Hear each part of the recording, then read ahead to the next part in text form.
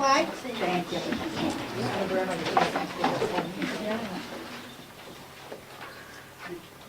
Pledge allegiance to the flag of the United States of America and to the republic for which it stands, one nation, under God, indivisible, with liberty and justice for all.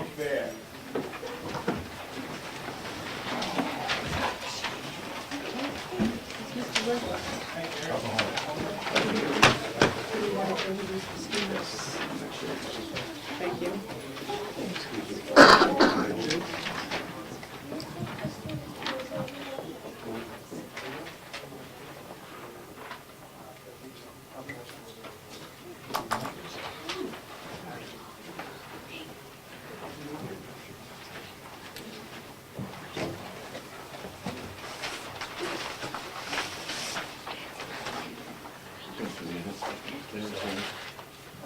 Ready for introduction to students? If we gotta do the pledge? Sorry, I'm getting stuff set up. So, Ms. Hawkins' class had a number of students who submitted poetry for publication. 8 students, I believe it was 8 students were selected for publication. So we thought they'd have the opportunity to come here and present to you the poetry as they represent fall school through this whole piece. And so, Ms. Hawkins, I'll hand it over to you. So this is 5th to 8th grade across the country, and it's sponsored by the National Schools Project. And they've been published in the Young American Poetry Digest. And a book will be donated to the library here at school. And they have an option, we have options to purchase the book as well. And what they had to write was a haiku. And although haiku seems like a simple poem, it is quite difficult to get your message across in just a few words. So I'm going to let each child read their poem. So let's start with Alexis, please.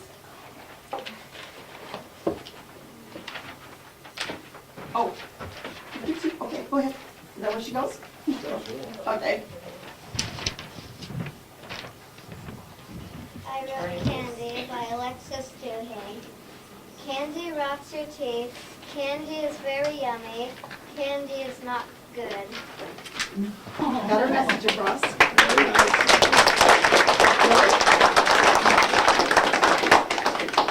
Water, No, stand up. We can't hear you from down there. water by Lily Brooks. Ocean waves, puddles. All the things I like to play in ocean waves, puddles.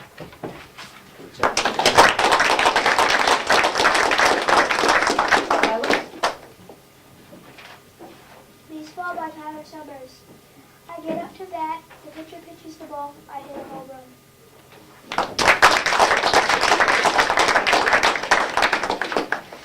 Volcano by Zachary Summers. Flames coming down hot, lava melting through the earth, burning everything.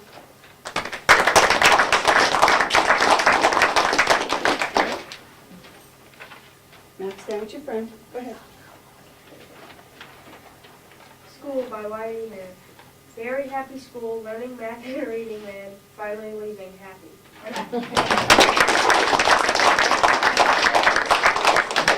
Max? Snow by Max Facto. Very beautiful, lots of snow in the tall trees. This year we got lots.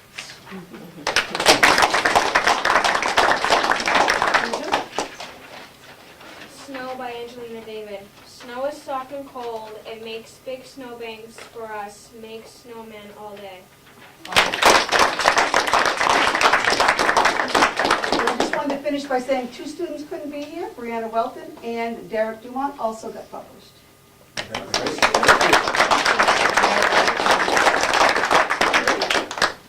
Thank you guys for coming. Thank you parents for bringing them out here. It's great.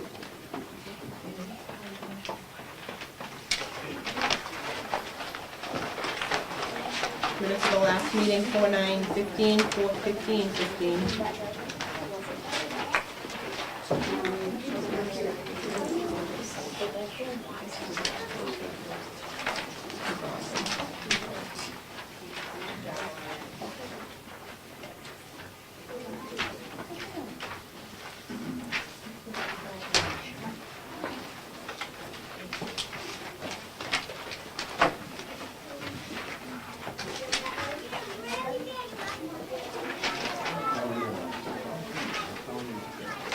Changes were the, what page were the changes that you had? April 15th on page 9. Okay. The first one, Norma's last name is not capitalized. And in the fourth bullet, it said state rather than stated, making a D on the end.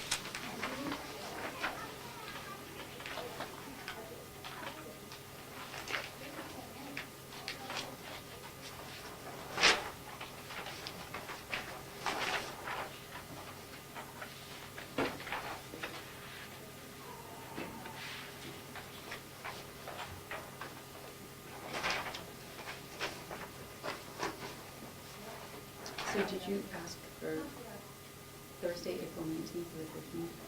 Yes, the 9th, the 22nd, the work session or the, 4/9 is the first one, and 4/15 is the second one. okay, I'll make a motion to accept the minutes to the Wakefield Budget Workshop on Thursday, April 9th, 2015. I'll second that. All in favor? Aye. I'll abstain.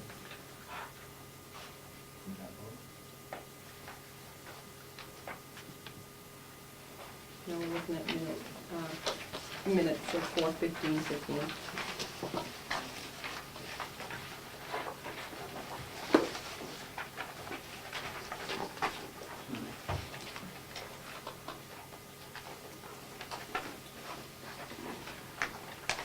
I'll make a motion to approve the Wednesday, April 15th, 2015 public session minutes as amended. I'll second it. All in favor?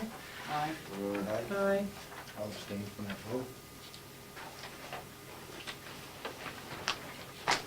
Visitors, public comment? Mary? Yes, I would like to know if, since there's the softball team and a baseball team here at the school, if the students have a choice on which team to play on? Hasn't come up. But do they have a choice? Wasn't presented, did not come up. Okay, so a friend of mine who's a girl wants to play baseball. Would she be allowed to play baseball, or does she have to play softball? Probably have to have that discussion. It hasn't come up, Mary, so I haven't put any thought to it, so we'll be able to give you an answer today. Are you posting the schedules on the webpage? I'm not sure if they're posted or not. We can get them up there. Okay, that would be great. Yep, Thank you. thank you. Okay. Administration? Oh, I'm sorry, Judy.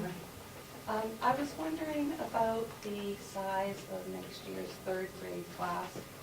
I noticed right now there's only 2 third grade teachers, and I was wondering if something was going to be done to add an additional class. Mr. Kirsten? Not at this time to add a class. We didn't propose additional staffing for next year. But will you be adjusting your teachers within the building that you already have? Because you're going to have a smaller second grade class next year and a very large third grade class. You don't necessarily have to hire a teacher, but if you need to. Is it 57 or 58? 57 is correct. However, our standards for third grade through 12th grade go to 30 max for a class. So we're still well within the Well, that may standards be on the that. standard, but it's certainly not, I don't think that's a good number to have in a third grade class. Would that be 28, 29? 28, 29?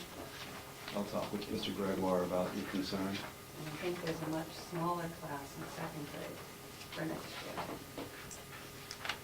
We can get back to them on that. I'll touch base with you. Thank you. Anything else, Judy? Not right now. Oh, I wanted to ask if I could speak when the costs for withdrawal planning committee come up. Certainly. You're welcome. All right, administration? We have Peter McEachern here with Fitz Vogt and Associates to answer any questions you had with the RFPs. Okay. Yep, McEacher.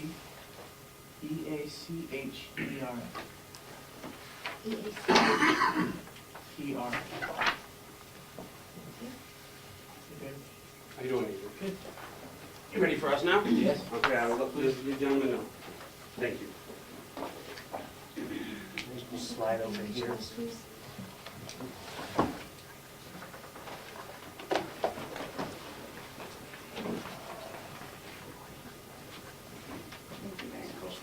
Thank you.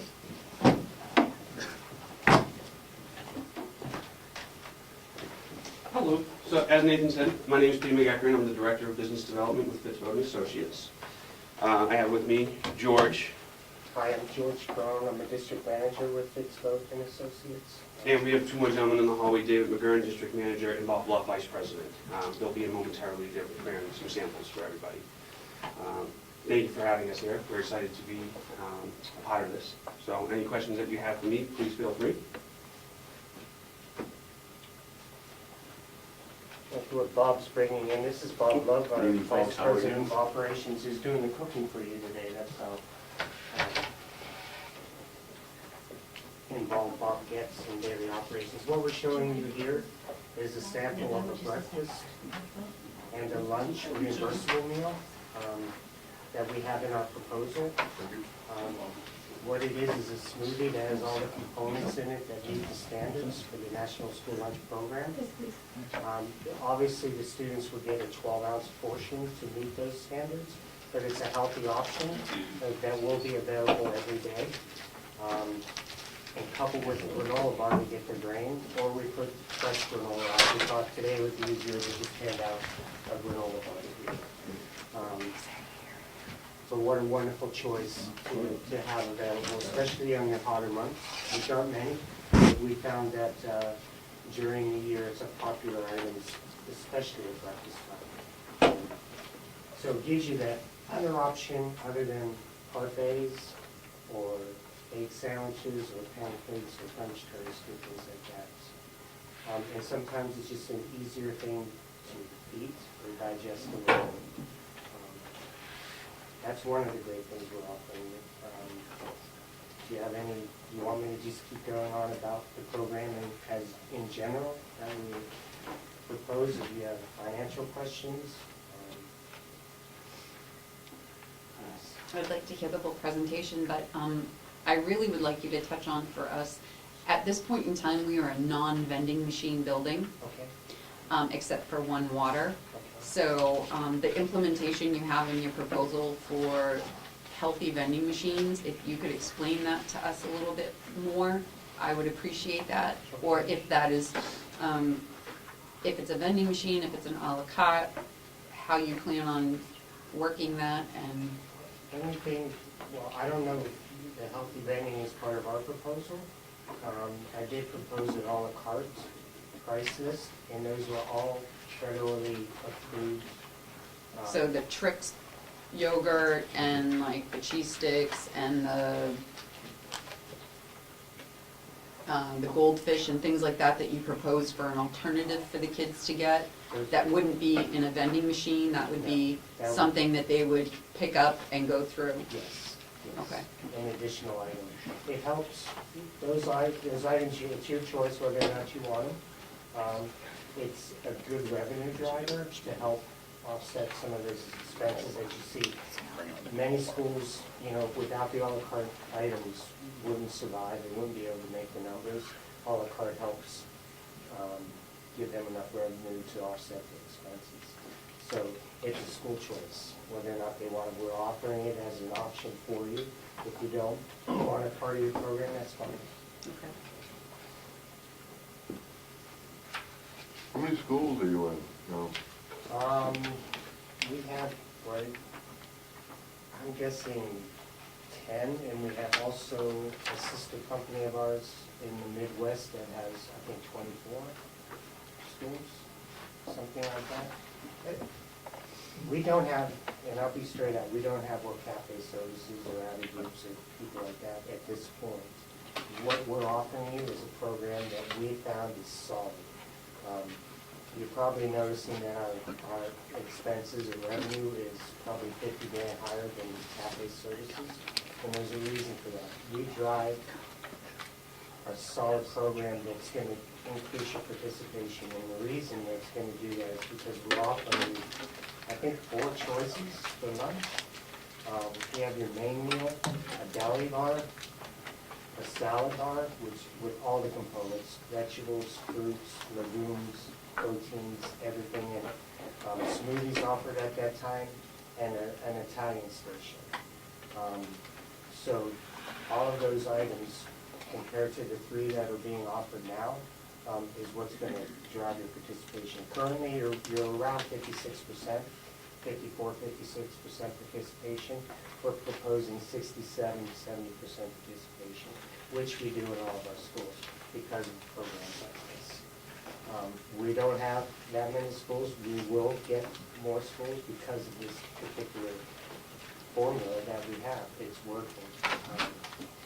We are driving revenue. Yes, our expenses are greater, but our bottom line is break even and you make money. Or you lose a lot less than you ever did, depending on the size and scope of the school. It's a wonderful program. We stand by it. We have proof statements. We just took over a school, the same grade level, K through 8 this year. They were losing, I think, $15,000 a year in this school. We proposed a $3,700 loss. We're coming very close to meeting that margin. They had 1 option for lunch. They had 2 helpers, 2 kitchen staff. We put in 3 kitchen staff. Increase participation to 70%, like we said, within the first 2 weeks of school because of these options. And our approach is fun. It's exciting. You know, the first day it's a welcome back barbecue. We give out ice cream if it's okay with the school principal and school policies. We get the kids excited, and our menus, if you see them, they're pretty diverse. They use a lot of local. They use a lot of fresh. You're going to have a sample of today of what we prepare. Whole wheat has been an issue for schools. Today we're going to give you a whole wheat pasta dish. But the secret to what we do, kids, they don't like the look of the whole wheat.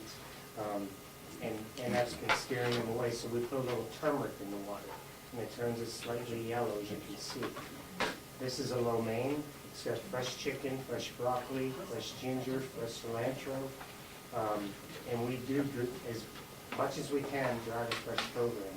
In fact, the school that we just took over this year, we had to bring in extra refrigeration and get rid of the freezer because our capacity grew in the refrigerator and we had less need for the freezer.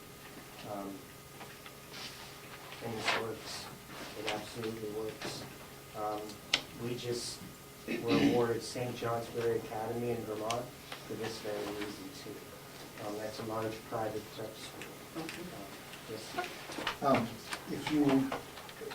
Is there a difficulty, or what is the degree of difficulty to come in and start in a school system that's already has an established? It's not hard at all. We would love to adopt the current employees. I propose 1 more employee than we currently have, so we'll bring in an additional person. We're going to have an on-site manager that doesn't go anywhere. That person stays here, is not in charge of any other school. It's an easy transition. We just bring our programs in. And we also are offering you $10,000 to bring in equipment that we see we need in order. So there's no charge to you. It's free. It's a $10,000 investment we're willing to make. And that would be used for things like salad bars, smoothie dispensers, things like that to help the program. Yeah. Is that a loan?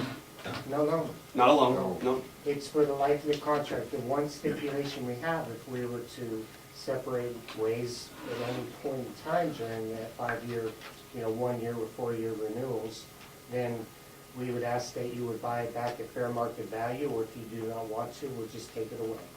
So there's no cost to you at all. Yes, sir. Do you know if there's room in the facilities to bring in that freezer?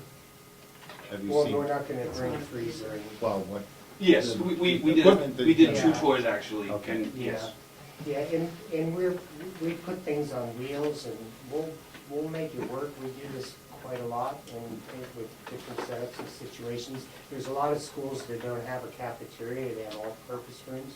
So we wheel a ton of stuff out, get a line set up the way we need to at the point of sale at the end, and we can make it work. Yes. Can I ask where your closest school is so we could come and maybe observe? Bob, Yeah. closest school, so they could do an observation? Closest school to here? Yes. Probably just over in Vermont, right, George? Well, we have Barry schools and the Dummerston So School. Barry and Dummerston would be great examples. Most of us, and honestly, folks who want to grow into your area, and we have the program to do it, and I know that can be a little scary, but our office is in Manchester, New Hampshire, so we do have people and we do have accounts, we just don't have the public schools right here. But we can do it, and unfortunately, you would have to drive some distance, but we can give you references, you can call. We'll send you pictures, whatever you want. Well, you are welcome to go. Yeah, well, you did a lot of that in the proposal, so Absolutely. you gave a lot of, there were a lot of testimonies, and the brick oven pizza and all of that great stuff was in there, so that was all wonderful. I just didn't know, how far is that, like 3 hours? 4 hours to Barry? It's probably 3. 3? Yeah. Right, is it right up 89? It is, Right. yeah. And then Dummerston School, Brattleboro, the Fulton School District, that's, most of it's in Vermont. Okay. They're gonna present a problem with us being the only one in the area? No, not at all, because we have plenty of support, because our office is in Manchester, New Hampshire. We have healthcare, we're predominant in this region, so, we have the support of those folks. There will not be an interruption of service.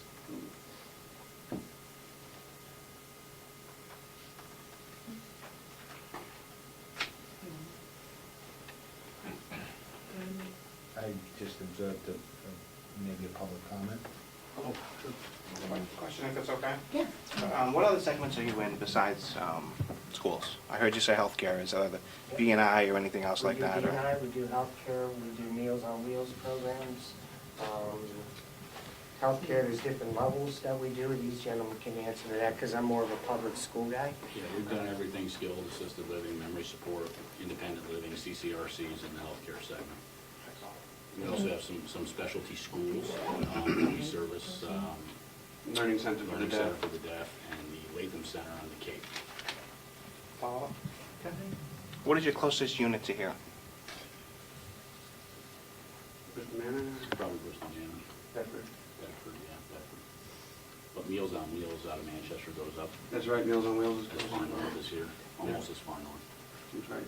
So the closest individual unit would probably be Bedford, Bristol Manor and Bedford. Would it be okay if they wanted to tour that as well? Absolutely. We Is can that arrange comfortable a on tour certain of schools, or- any one of our accounts, absolutely. Geez, I see Steve shoveling it in, that's testimony enough, isn't it? Would you like some more, Steve? No, I'm all set, thank you.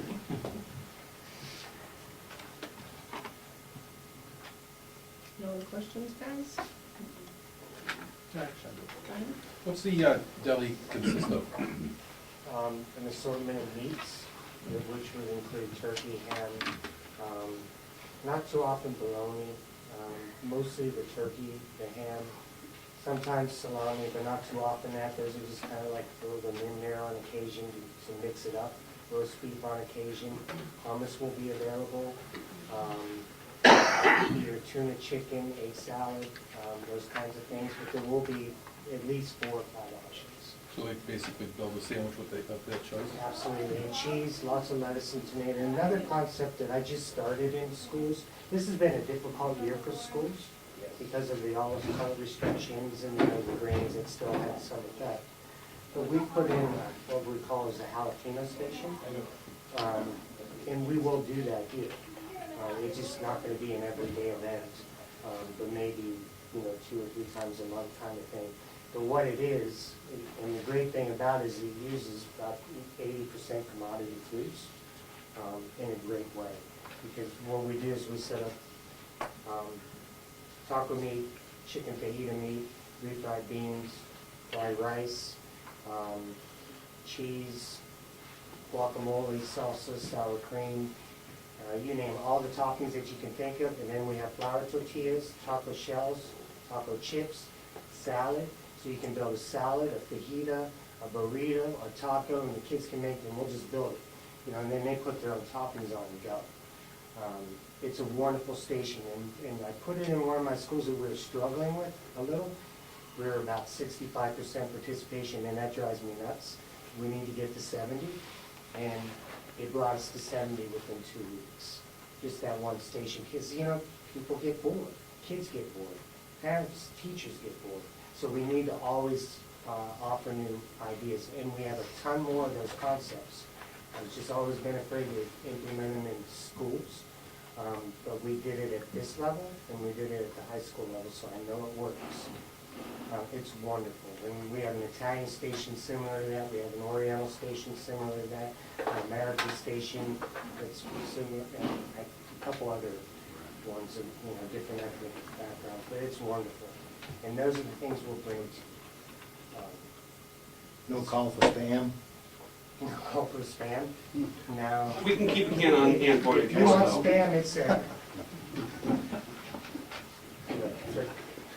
Are your revenue numbers based on the 70%, is that what it is? Yes, sir. In fact, I went a little low. I think I hit 67%. And you said we're currently at 54? Yeah. When I did the numbers, looking at the data that we were made available to us, it was about 54%. And we consistently achieve that 70%, if not higher. And it's because of the options and a fun atmosphere, and how you present food, and how you treat it.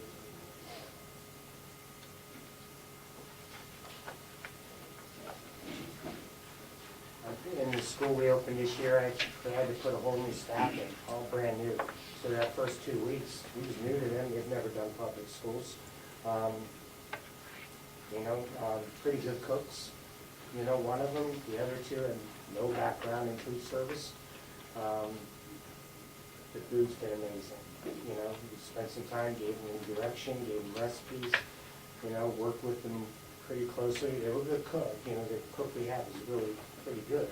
But with no background in public school, they hit 70% in 2 weeks. So, I mean, that's a proof statement, and I'd love to give you the principal's number. In the Barry School District superintendent, we implemented CEP there this year, so every student in the elementary, middle school age group eats free breakfast and lunch. And we did that. Can you tell us what CEP is? Yeah, Community Eligible Provision, it stands for. It's based on the free and reduced counts in the school district. If you run 50%, you're probably close to being eligible. If your direct certifies for around 40%, you're eligible. The higher your direct cert, the more profits you'll make because the reimbursements. So if you're at 40%, you multiply that by 1.6. That puts you around 70, I think, or something like that. So 70% of the students who eat, you get the full reimbursements for. Anything after that, you get the 28-cent paid student reimbursement. So you need to have a high direct cert. Yes, sir. That reimbursement comes in the form of federal grant? Is that how That's that- federal and state. Yeah. And that's what keeps programs alive.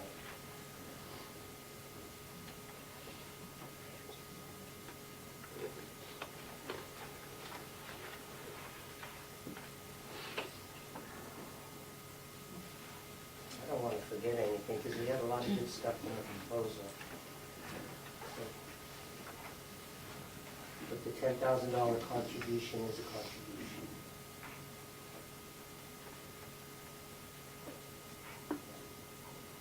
was delicious, thank you. Chefs. Thank you. We would be honored to be part of your visit. Thank you. Thank you. Thank you. Thank you all for having us. Very good presentation.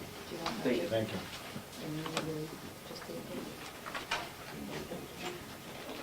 Huh?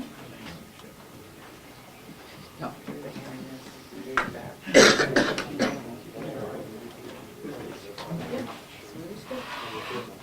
Could I ask one more question? actually? Sure. Excuse me. Could I ask you one more question? Absolutely. What do you think the numbers would be if you weren't, or if the district wasn't relying on the federal grant, the reimbursement? Where do you think your numbers would be? You would I can't tell you off the top of my head, but you would lose a lot of money. Losing? Yes, absolutely. Their funding probably, I'm gonna say close to half of your program. What is the total reimbursement?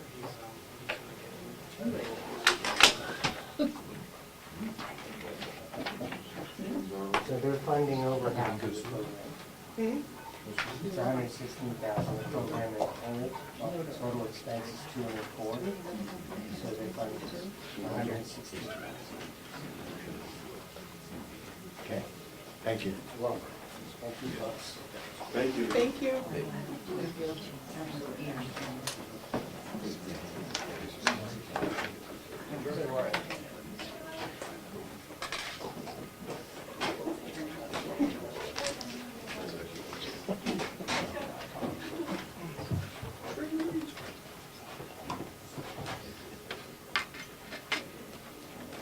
How are you, Steve?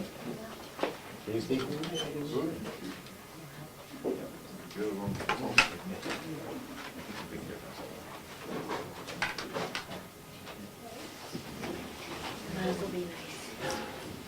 Did anyone find it spicy? Yes. But Got a nice little kick to it. Yeah. Maybe we wouldn't put so much in. Huh? Maybe we didn't put so much in for the kids. I like them, but I don't know if they do. I think kids like, I'm beginning to think they do, because even now they're making things more spicy. Thank you. Oh, very good.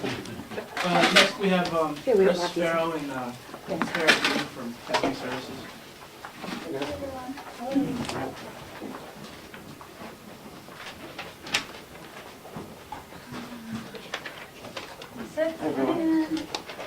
Sit, stand, doesn't matter.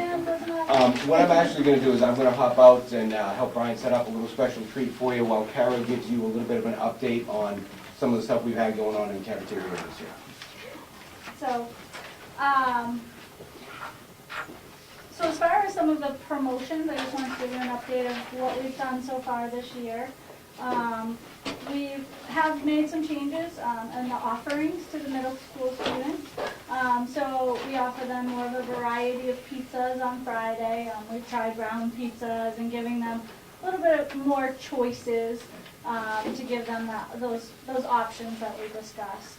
We also have added, on any given day, we'll have like a chicken parm sub and hamburgers, cheeseburgers, hot dogs. They really like the popcorn chicken, so we offer that. So trying to, once again, give them additional options at that middle school age. Because we understand that they want that more variety. The little guys, it's harder for them to make those choices. And then, let's see, last month we did the Dr. Seuss themed menu. And I do have a note from a teacher thanking us very much for doing that menu as we have done in the past. So that, you know, they can intertwine it into your academics. And I'll redo that. She said, I eat the salads from the kitchen at least twice a week, sometimes more than that. They're really good and fresh, and there's a good variety each week. I've also eaten hot lunch on a few occasions, and I've enjoyed it. The food is fresh and well prepared. I apologize, I read the wrong quote, but I'll finish reading this one anyway. I also do breakfast duty each morning with the kids, and the kids usually eat most, if not all, of their food. They seem to enjoy the choices and I have heard many compliments on that. The kitchen staff is very friendly and professional. They treat the kids very nicely and try to be friendly and helping at all times. They've learned a lot of their names and greet them with a smiling face every day. That was from the computer teacher. Let's see, we've also done some sticker tray days, which is we put the stickers on the bottom of the tray and the student gets the sticker and they win a prize for that day, so they get really excited about that. And then we also did the grandparents luncheon, and I think that was very successful this year. Everyone seemed to express compliments of the food and the options. We did a pasta day that day, where they could come and choose many different choices to put on their pasta, so they were happy with that. A couple of the other comments from the staff. Just a quick note, thank you and the kitchen staff for your enthusiastic support of Dr. Seuss by providing Seussical themed menus. The service continues to be exceptional. The food choices are great too. I love you guys. I think you're amazing and you work hard to please all of us. Your soups are amazing. Keep up the good work. And one more comment was, Kim, I want to thank you for your wonderful service. You are also cheery and ready to serve. I love the food and the variety of choices. Everything tastes great. Thank you again. So those were just some of the comments from the teachers here in school of how pleased they've been with this year's services. And then also we did the stir fry station in February, and I think you were there. I was. Yep. Those days are a very big hit for the students. They love it. Even the little kids, although they get nervous with the choices, we try to help them through, but they definitely enjoy it. And then the made-to-order pasta station, which we did back in October, which we're going to show you again today. Okay. Any other questions? Yes. Kara, what do you think we could be doing as a school unit to increase our profit for the school? Are there, like, I noticed, you know that we're a non-vending machine school, so that's not in your proposal. Yep. What do you think we could implement on a healthy side for a la carte to increase our profit? Well, there are many choices of healthy snacks that can be added to our line that we serve through the cafeteria. There are like baked chips, and there's beverages that the students can have. We could do fruit cups, smaller a la carte salads as well. We can do like cheese and crackers, things that are more grab and go items that are not vending machine, that are fresh items. So I know Chris will speak more to the profit side, but those are just a few things that I know we could add here with your support to do that. Did the children ask for anything in particular that we don't provide to them? Do they ever say, oh boy, I wish we really had this? Not that I can speak for. Okay. I could definitely ask Kim those and Brian as well. Yeah, and then, did they finally get the surveys done here? They are done, Okay. yes, they were And done there was a early section on. on there with, With what what they would you want. like in the cafeteria that we don't currently Yep. offer? Yep. And anything that was on there. Yeah, Brian addressed that as well with the menus, because the menus come out and then we can make as many changes as we want to accommodate the school and what their likes and dislikes are. So if we're finished with Kara's update on what's going on this year, we have that action station that she described for you, set up for you guys to see the kind of experience the kids get, and then any address any financial questions. So, anybody who'd like a little bit of pasta, come on out with me.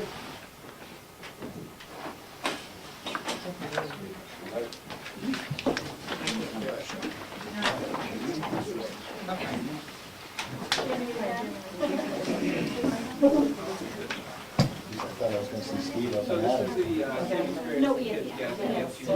You can't move fast enough. Get to come out. Oh, that's okay. Choose their meat, choose their sauces, and have the pasta. Farrell. Hey, Ed.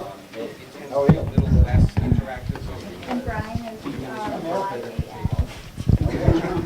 I'm great. So, they, instead of getting a wide range of choices, they usually have a couple of different No. pre-made pastas that the chef is Yeah. making Thanks so to order much. right there for them, that they can choose from. So would anyone like? Anybody care to Try that. sample a dish? Oh, Bob, because we know you're hungry. It's gonna be. Get you Bob and- set up. It's gonna be you and Steve out here. Well, all on you. Whatever I want to throw together? All right.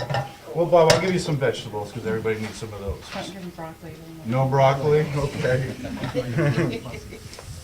little bit of mushroom, some onions, some pepper, and I will give you some Italian sausage with yours. This seems like a pretty good Like baseball spicy. season.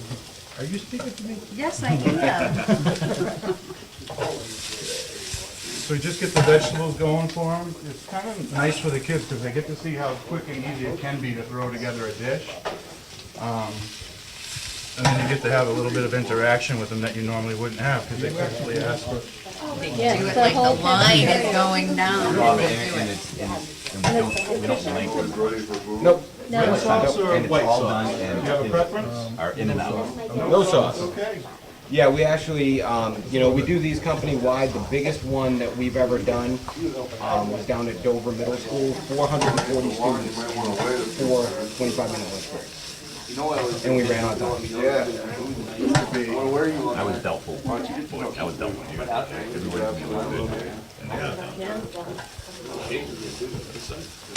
Generally, it's relatively that quick. It only takes a couple minutes and the stuff is usually ready to go. Who's next? Anybody care to try some? Just go ahead and make it. There you go, sir. Cheese, Caesar salad right there. Call it certificate. I'm out of here. Once in a while. No dollar bills on it. That's what I've been making mine with. But I got, Sunday, I fought in Boston. So what's our choice over there, Brian? So you have a choice of a marinara sauce, or that's an Alfredo sauce. We also have diced chicken, that's Italian sausage, and meatballs. The Italian sausage Plain white. is Bob gone now? More 8x. Oh. Yeah, we'll be fine. We've done it before. The Italian sausage, now that Bob's gone, I can tell you, is actually chicken sausage. Oh, perfect. Yeah, don't tell him that.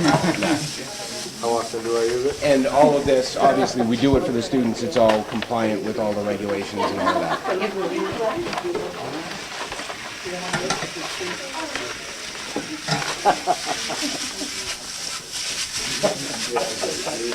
I didn't think about that. One good piece of paper.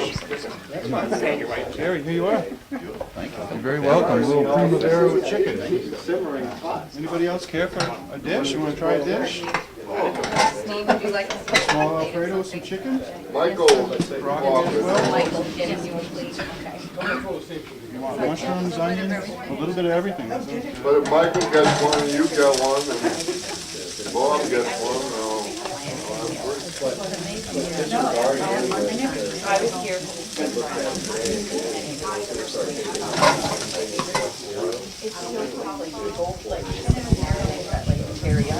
Put me behind there, and I'm fine. Keep it small. Put me up there, and I'm like, Oh, you. no, it's your Amanda, why don't you ask him? How is it? Creamy. It's Is creamy. it- And this It's is the not. cafe services? It's cafe services. It's creamy. It's hot. It's not spicy. The last one was spicy, but good. You know, it was excellent. Good mix of vegetables, pasta, protein with the meat. It's good. Yeah. You gonna have some? You gonna try? I had the, Oh yeah, what do you do when you have somebody that cannot eat gluten? Our vegetarian option of this is with spaghetti squash, and that's typically what we'll do for gluten-free people as well. After all the other vegetables sound good? that's what, you know you're gonna.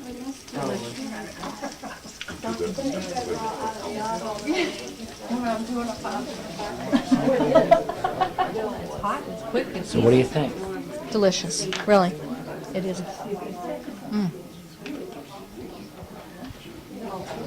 Just as good as a restaurant. Smells good.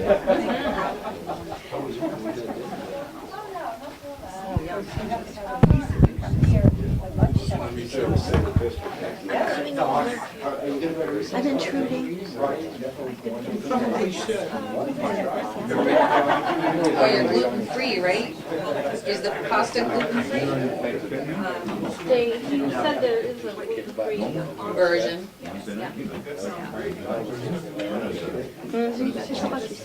Yeah. Sounds good. Steve, what are you looking for, everything? Sure, sure. You want to ride through the garden? Sure. Please, thank You you. can have like a spaghetti topping or an Alfredo. Do you want Alfredo or marinara? Alfredo. Tell Michael that Mr. Brown, tell Mr. Church he wants Alfredo sauce. Please, thank you. You can also tip, Steve, or? Sure.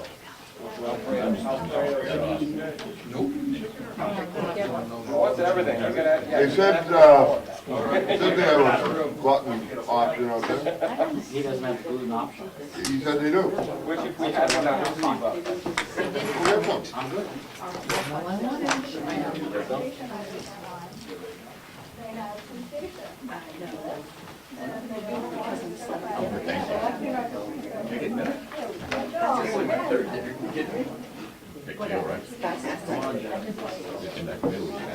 You did? Wow. Vacation. Nice. All right, kids, that's. Things you can do before you. Have you ever had the, Yeah. Ginger. Yeah, he was the. She driving you nuts yet? Doesn't matter yet. I get gifts for him. Ginger. No, it's not keto either. It's not keto either. Ginger. that's for the older kids, the real younger kids. It's kind of a little bit more, they can choose chicken Alfredo or spaghetti and meatballs, that kind of stuff. No, it comes out, that's what he does. Just because. How could you go wrong with all the fresh vegetables? You just can't. We've done a It's done on a rotating basis where, sorry, Carol will. Yeah, I was there for the stir fry day, it was a lunch, I haven't been here. No, certain stations. Thank you, sir. Well, I think we were selling You should have said something. Brian, show off your skills and do two at once. Get facilitated. Did you eat yet? Pushing the envelope. No, but I'm going to. What are we doing for sauces, guys? I want the combination. You want the combo sauce, okay? Sounded delicious. And how about veggies? Is there anything you do not want for veggies? I don't want mushrooms. No mushrooms? How about you? I want Alfredo and lots of mushrooms. Alfredo I'll with take lots the of You can have my mushrooms? mushrooms. I'll take his mushrooms. Okay. Do you want any other veggies? Just some tomatoes and broccoli. Okay. Well, we have a little break in the action. I'm gonna give you the names. And you're everything but mushrooms, There's correct? so much stuff. What do you recommend? Rapture. Personally, I take everything. You can have everything, there's no restrictions. I'm convinced.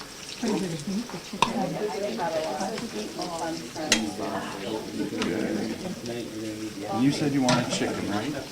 Okay. You eat this stuff? You can eat this stuff too. I'm good. Oh, you can't probably because you don't know it. How it's prepared, so it's prepared with Great job, great job. My daughter wouldn't either. Never takes it. Exactly.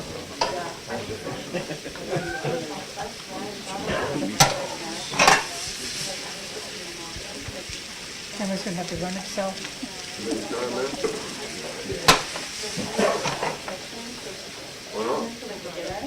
This is amazing for the kids.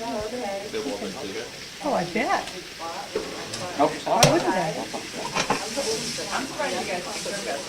I can't even find Food dangerous, food starts flying. Stand back. All right, this is the one with lots of mushrooms. No, I am. There you are. Thank you very much. You're very welcome.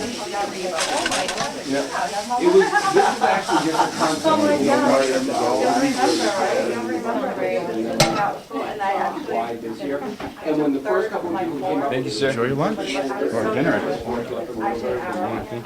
When they came up with it, it was like, We've all been big Rotary clubs and that kind of stuff. I didn't think about this before. Can I get you? And then. Alfredo or Red Sox? Not at this point. Just because we just went Any by veggies? this year, so far the only ones we've done are pasta stations, stir fry stations. No. And noodle bowls. We do have. Chinese noodle bowls? One of the other ones in development right now is a taco boat. Yeah, All the fresh fruits and vegetables, you can get the kids to do hummus and guacamole, and then just lots of good stuff. Steve Rice, who's our executive chef, and Frank Gillespie, who does our menus, are working on developing that one right now. And I don't know if they're on the station or anything yet. I know. Kids love breakfast for lunch and dinner. right? Like if you say, oh, we're having breakfast, Probably, but I do too. I don't know what happened, but I don't, yeah. Green It was so great, yeah.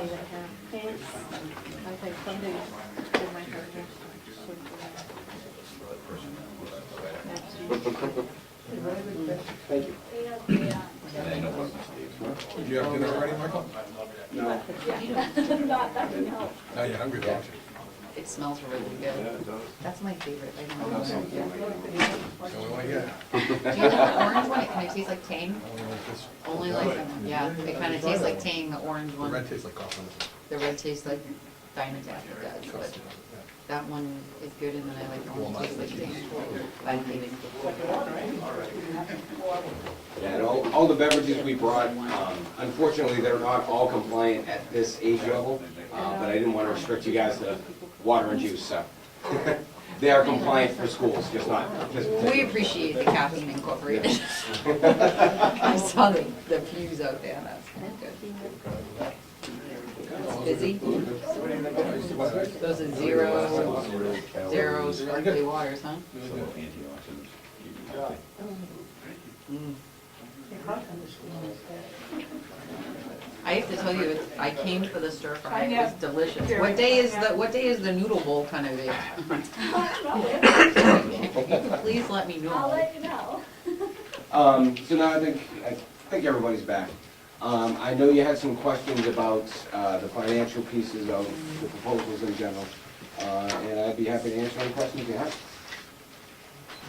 I asked Kara what we could do to increase our profit, like what we can incorporate into the services that we already offer. What items could we, or what visions do you see that we could do to increase the profit a little bit? Okay. So, as we're able to get the groove on this and get more frequency with this, offer different varieties like I talked about we have in development, that'll help some. Like I know Kara mentioned, there are some things we can do on the a la carte end, in terms of the cheese and cracker snack. I think we've tried some of that stuff here. Yes, Okay. we did. And I don't know, Last year, a yeah. little bit. The last time we tried some of that stuff, it really didn't go over that well. We didn't sell a whole lot of it. But it's definitely stuff we can try again.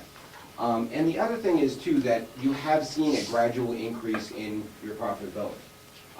This current school year, we were budgeted at a subsidy of $1,700. We're tracking to be a little bit less than that. And then obviously our proposal for next year is $1,000 surplus. I don't know how to or am comfortable with promising any more than that quickly. Because like we've talked about in years past, it's one of those things that grows. And this program has been growing since we've gotten here. And it has had steady improvement since we've gotten here. And as that trust keeps building and trust keeps building, those kind of things happen, it gets bigger, it gets more financially stable.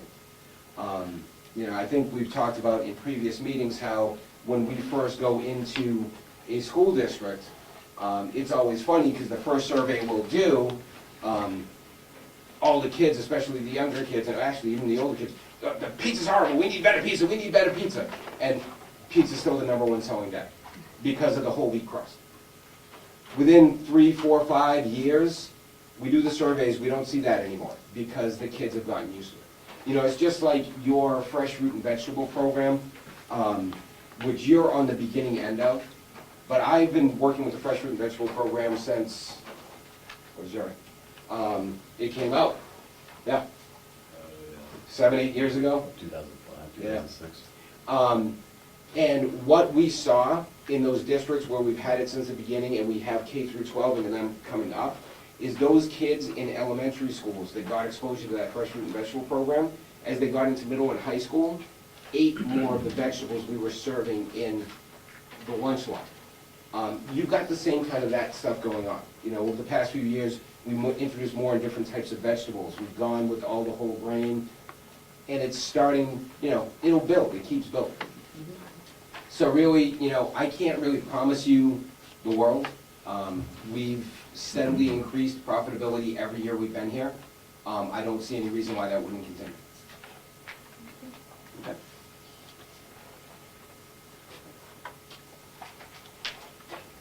Did you guys have any other questions? Because I know there's a big difference in the numbers we proposed and the numbers our competitors proposed.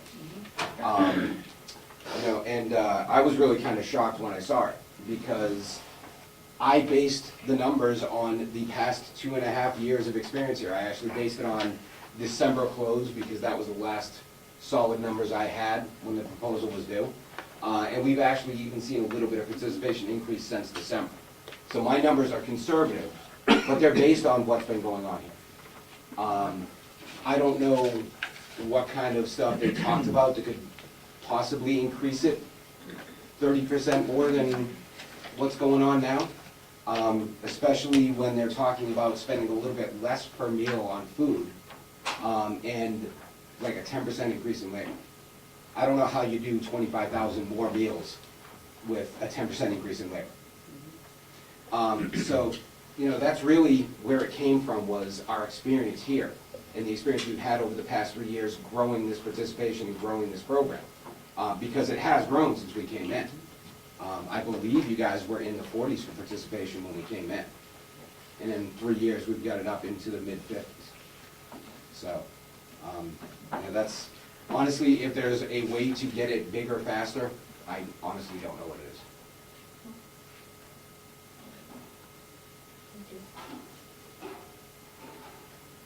Who's good? Great, thank you. So, thank you all very much for your time. Thank you for the opportunity to continue working with you. We've had a pleasure working here, and hope we can continue the relationship. Thank you. Thanks, Tara. Are you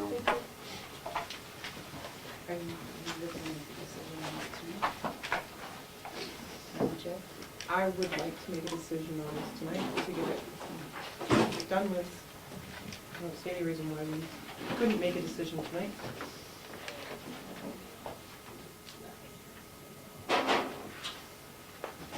Discussion now. There's usually a motion and a second before discussion happens, but we don't have to follow. Oh, Anything stop, different. don't be so fresh all the time. Well, I'll make a motion to, have cafe services come back for 2015-16 year. Can we, maybe have some representative of the line? I thought we needed a motion on the table before we made any discussion.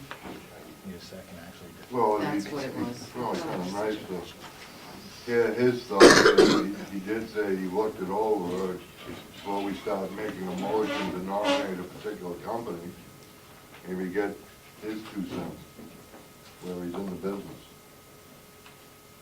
I'm sorry, I've already been privy to that conversation. I was gonna say, you- So I apologize for my lack of empathy on hearing from you again. It's okay. I can take away my motion if that's the way.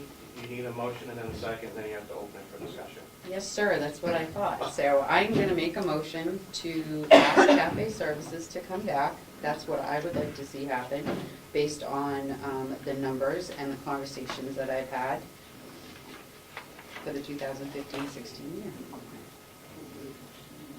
I'll second that discussion.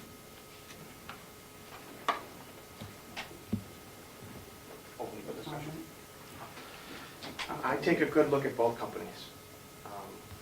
Again, that would be my suggestion. From what you guys have heard, what you guys have seen. I mean, it's been a couple of years, they should be on the ball with all these programs now, instead of working on them to bring them forward. Participation is 54%, it should be higher for what you guys want to do for profitability and things like that. So the programs are there, they just have to bring them in and go from there. Did you get a chance to look at both proposals? I did. I was, Do you see one that, I- with your experience, that you might think would be I've made it known to, better suited for us? I've made it known to Bonnie. I don't want to publicly state it. It seems as though to me, if the alternative company is able to offer bigger numbers and a larger return, based on their experience, not necessarily here at this school, but their experience in other venues, I don't know if that's being considered by the whole board. Actually, that is considered, but if you look at their proposal, they are proposing to bring in a lot of à la carte. And in past experience, when you bring in a lot of à la carte into the elementary building, we have a lot of children using their lunch money to buy à la carte items. And then we have angry parents that call and say, my child is not eating lunch. And that's because the children are making the choices to get yogurt and goldfish and not necessarily the lunch. That's where we were a few years ago, and I think those choices are great. But we also want to make sure that they eat what they had. And while I see both companies, I've eaten cafe services, they're polite. I think it's been a complete 360 from last year's experience, and I think that they are bringing things in, and if we made it known that we wanted other things to come in, I think that they would move forward and support that. And I think that, personally, I think that the profit margin that Fitz bought, or I'm probably saying that's wrong, introduced to us is really off. I don't think a 70%, I would like to see our 54% higher, but I don't know with the parents that are all organic and living self-sustaining lives in the community, I don't know if we would reach that number here. Ralph? I think the numbers, the increase was based on the à la carte presentation and the idea that more kids would participate and eat if they had more choices. That's, and I think the 70% number they were talking about wasn't a profit margin, was a participation margin. Mm-hmm. So, I mean, kids are eating, whether it's à la carte, you know, I mean, if they don't have the option of à la carte, and the second presentation didn't say we'd get that for no extra cost. They didn't even say whether or not there'd be an added cost. So we asked them for an extra service. They can provide it, yes. Would the cost increase? They didn't say it wouldn't because we didn't ask them whether it would be an increase to the cost. The first presentation gave us a fixed number. I thought it was a pretty good presentation. I have limited experience with both companies, and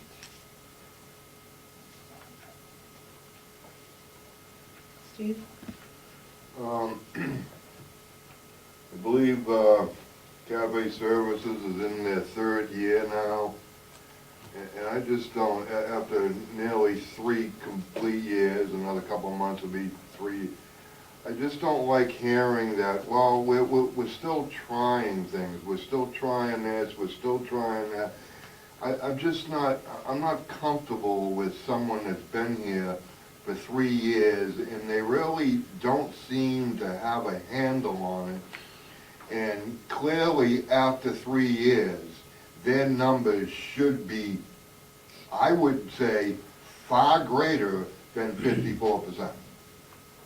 So I just don't like when they, you know, well, we're trying this, you know, it takes a while. All you hear, I mean, how many times have we heard, well, it's going to take time, it's going to take time, it's been 3 years, and their numbers are only at 54%, and those should be probably around 70%. So maybe it would be time to maybe give someone else a shot. Because I really don't think that, you know, after 3 years, they ought to be still trying to get a grasp of it. And the numbers should be far greater than 54%.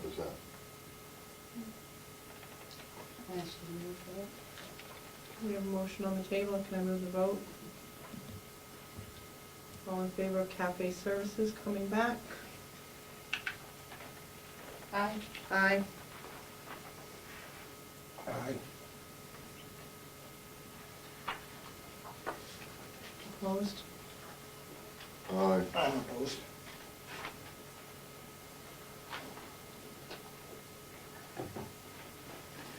I thought they both did a very good job. Very well. You'll take care of that for us? Thank you. Administration financial reports? In front of you, you have the monthly expense report through April 28th. Any questions on that?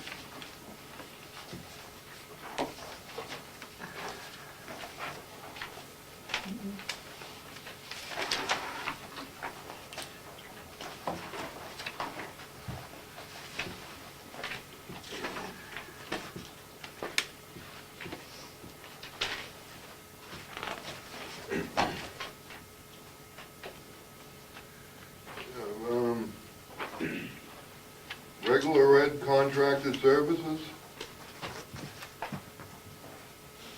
down 21.6. Yep, we had a second language population increase. I'm sorry, what language? English learner. Second? English learner. So our numbers came in higher than predicted as students receiving EL services.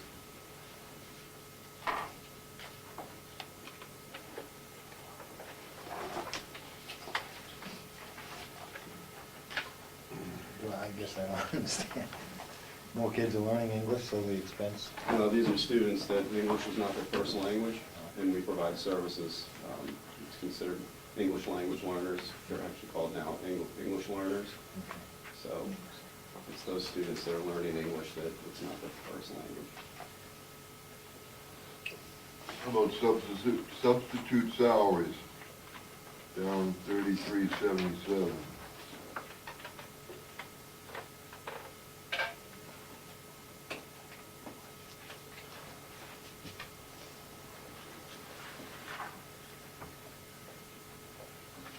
How are we looking on substitutes? It's an unpredictable line, so we're over that line at this point. I don't believe it's due to long-term sub that we might have next year. Did we? We did. Okay, so that would be the impact, long-term sub. Long-term Yeah, sub.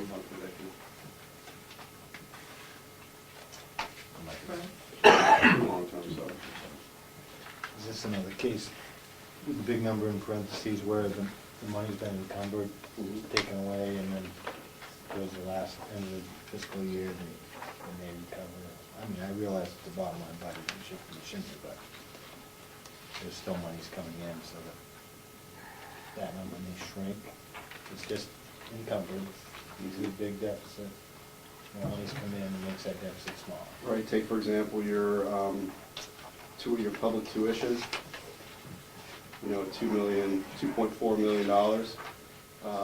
Don't believe we received the final bill from Rochester at this point, so that'll be based on our end of year enrollment. That number might shift. We've had students that, have moved, that we won't be billed for.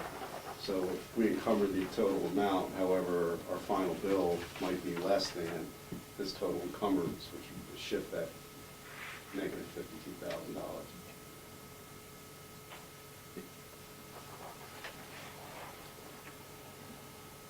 About principal support salary. That's because of the change? The changes, or actually, it shouldn't really. It shouldn't be the salary shouldn't change. Same number of hours. the employee that was working had to put in extra hours to cover the assistant's salary, or That reflects the vacancy, the support due to the vacancy. So at one point, we only had one staff member in there that was filling the principal support vacancy, which increased the hours, which is why you see a shift on that salary line. How long a period was that? Maybe 3 weeks. Maybe. I off the top of my head, I don't remember exactly how much time it was or else.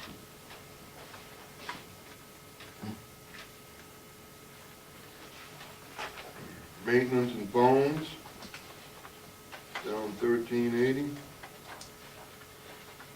that still doesn't include the E-rate.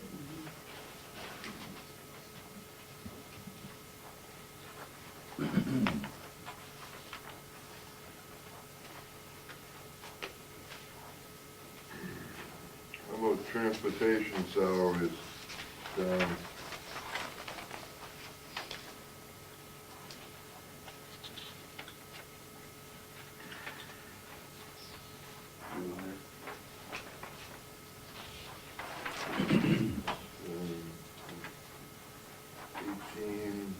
$18,750.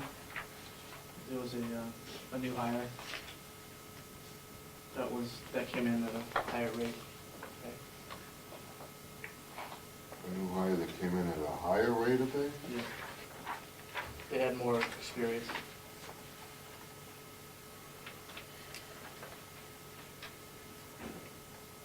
I think we should look into the suspended transportation driver's salary at 16 now.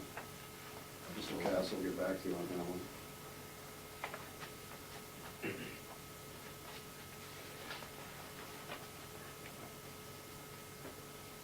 How about transportation miscellaneous, down 303.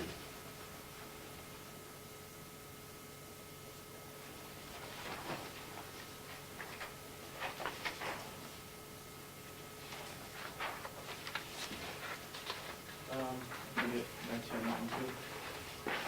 All right, how about transportation insurance? Did our insurance change? Down $814. Did our rates go up? That could be a change in plan.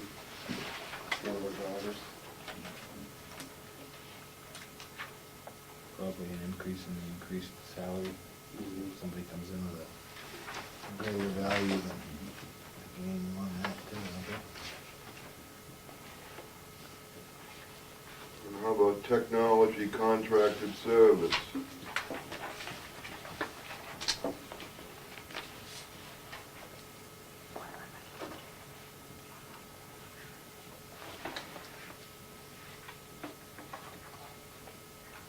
The 170. Yeah, 171.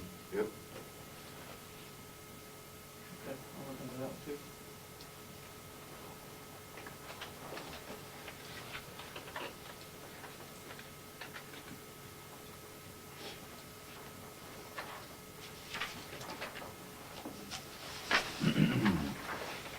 Do we know what we've repaired in food service? Are we keeping track of what's being repaired? And actually also what's being replaced? We tried to repair a warmer, a half-proof, half-warmer. That's where some of that expense came from.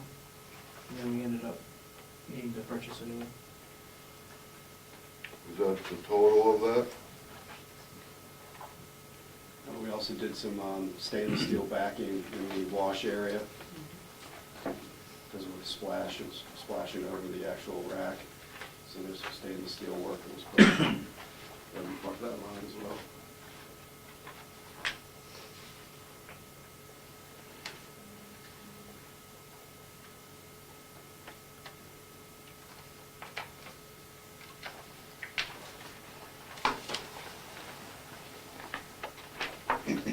Go ahead, Nathan.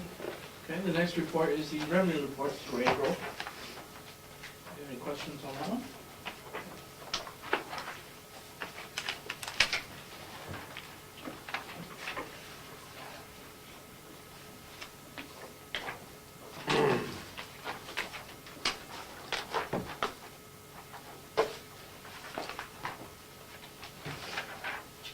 Is the federal government running out of money, or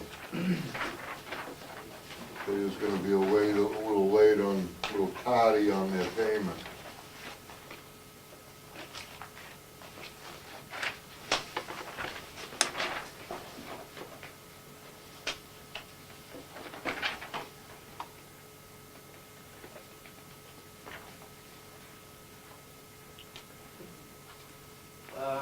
The next report is the grant overview through April.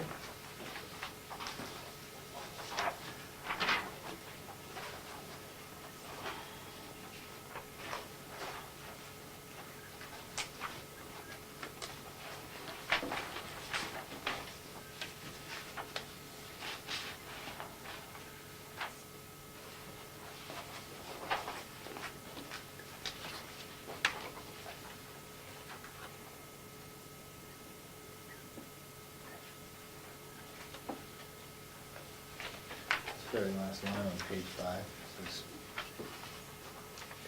that's time period these grants of these grants are guaranteed for. 7914 through 93016. So they have applied for guaranteed through that time period. Because you tend to get, you'll get a rollover from the year forward. So for fiscal year, this current fiscal year, you could anticipate a rollover of 2A. We don't know what that would be, and whenever we get a rollover, it's to the September 30th of the following year.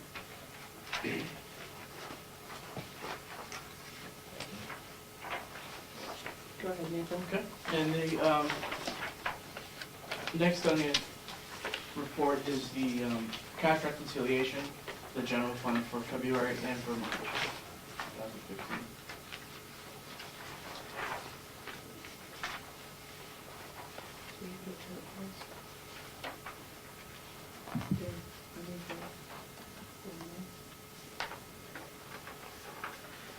Michael, do you need a motion on these to accept this? Just the treasurer's report. I'll make a motion to accept the treasurer's report for February and March of 2015. I'll second that. All in favor? Aye.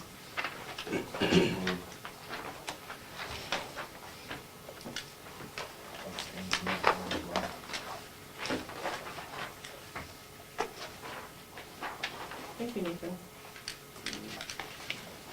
I have the cafe services Oh, fund. that's right. Go ahead. Any questions on that? I also have the negative balance update as of April 28th.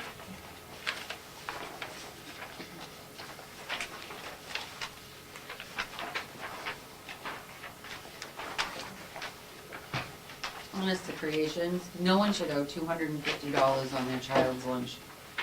The letter that's being sent home is not stern enough, or I shouldn't say it's not stern enough. We need someone to be making a phone call to these folks and saying, you need to come in for a meeting. It's at the point, you can't have everyone works just as hard. And it's a tricky situation, I don't wanna punish the children, but who should have, there's some people that owe $270. And if they can't afford it, they need to they need to see if we can get help paying for it another way. If not, either that or the 5 of us have to resignate to the fact that we're gonna have a deficit every year of $6,000 or $7,000 and just say fine and not collect it. Cause I'm sure if, the only thing I don't see in here this time, Nathan, is the families that are concurrent again for this year that were the same last year. And last year, last time it was like 9? 9 had, and it was an absorbent amount of money. And $1,000 here and $1,000 there. Would would it be worth, you know, a couple of small claims?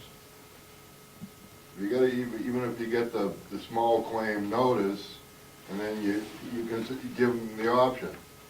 Small claims, or here's a free and reduced form. I guess I would like to see, sorry. Go I ahead. guess I would like to see someone from our building making that private phone call first and saying, can we have you come in before we spend the money on claims? I would like to see someone making a phone call and saying, could you please come in and sit down? We need to have a discussion. I will, and I do and I will, so making more, the last, one of the last things we talked about was not participating in extracurricular. And so, I had talked to them about that last round, with a number of parents who had to come in and pay before they were allowed to participate in the extracurricular. So we are doing this. Okay. And typically, you go after the higher numbers, you certainly don't call everybody on this list, but go after the ones that are in the higher amount. We'll continue to do that. Anybody consider the hardship parents and families are dealing with, and anybody consider the amount of phone calls being considered harassment? Anybody consider some of these parents and families being placed in a position of extreme embarrassment of their situation? Not everybody's rolling in the dough. Some people are in extreme financial hardships. I understand that, but that also means that they would qualify for free and reduced. And I understand that if the parents have had the same hardship for 4 or 5 years, then maybe filling out that one form will alleviate this one. And it doesn't have to be an embarrassing phone call. It doesn't have to embarrass anybody, it doesn't have to humiliate anybody, it's a conversation, a very polite, gentle conversation. It's not a harsh reprimand, but we really don't want to have to start taking kids out of extracurricular activities. It's a, can your family do this or can't they? It's a polite conversation. It doesn't have to be difficult. Person? Correct me if I'm wrong, Mr. Castle, in this, but the letter that states the potential of a claim had the greatest impact on getting these monies in. Mhm. What the board needs to consider is, whether or not you're gonna follow through with that. And that conversation is gonna roll directly into the residency form update, so. Mhm.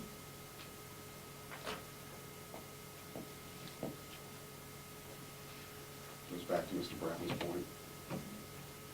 So, do we file a claim or not on the small claims on this? Continue to happen. Steve? Wait a minute, why does it come back to the residency forms? You'll see, once we get to that point, I'll explain that.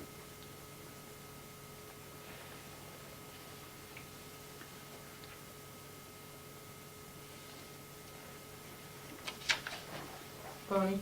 Are you saying that like the ones that are like $100 and over, that you've already called them and there's been no response from them? That's why they're still on the list? Some have grown.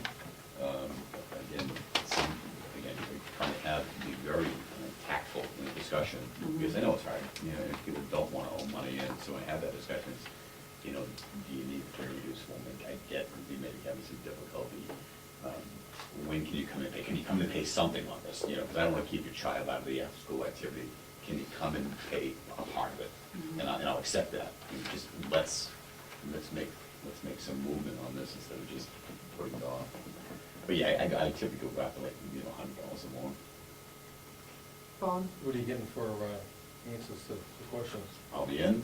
I'll get as much as I can. I didn't know it was that hot. I wasn't paying attention. I do need a free reduced form. It varies. I think sometimes I do get a bit of a runaround at times. Do they come in? Have they come in? I haven't asked them to come in. I have not asked for them. No, I mean to bring that payment or Yes. to pay some? Some do. Many do. I mean, you can see that they aren't all the same at the high end. They're not the same as they were, say, 2 months ago or a month ago. But some of them are. So Steve? What's the response to the free and reduced form? Do you get? Some people are, yeah. Some people are accepting that. I mean, can we kind of offer to them, like, you know, you can just come in and we don't need to make a big I deal offer all, about it? everyone that's at high, Steve, I offer, if you're struggling with this, you know, we certainly have the free and reduced lunch form and. no- Right, no but I one's mean, gonna be- I'm no just one's gonna saying be that, aware you know, of it. they might be concerned about, you know, walking through the front door and standing at the window filling out a Yeah. free and reduced. And I explained to them that this is private, I'm not even supposed to know who they are, you know, because that's not my business, that really is between them and cafe services. That's not something I'm supposed to be aware I of. mean, are we trying to make an effort to try to keep it on the QT so that, you know, Absolutely, you're so very they sensitive don't to that. think that they're gonna be made a spectacle of it in case they come in and fill the form out? Bonnie? I think that they can get the form right offline, and then they mail it back to someone that's not even in the school. I mean, they mail it back to Brian, and I don't believe that the gentleman that did the pasta bar, he's not, I mean, he might be in the schools, but he might not be able to put a name with the face and He's- everywhere else, and he's very polite about it. Are we offering that option too, just saying you can, well, that Bonnie said they can fill it out online? I have it on, Mail fill it in. out, I let them know the form is available, you know, we can send that form, I can send the form home in an envelope with their child, and I can send it in the mail, I can, you know. But they might feel more comfortable if they could just go online Sure. and send it in online, and then less people around here would know about it. If they're given that, you know, that knowledge that they can do that all online, they might be more inclined to fill it out, knowing that maybe less people would know about it. We're certainly putting that in the conversation. Thank you. Sure. Madam Chair. Michael? It's also available off the fall school website, that they can print and mail in as well, so. Just if they know those options are available, They might we not might, know. Sure, we we understand. might get a few more people filling her out.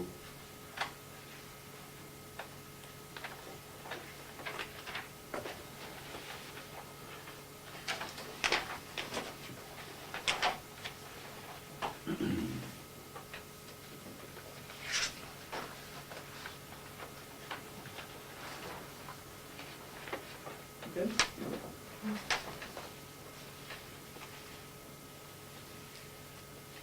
School administrative units, SAU 64. Thank you. On page 42, you'll see that there is the updated enrollment.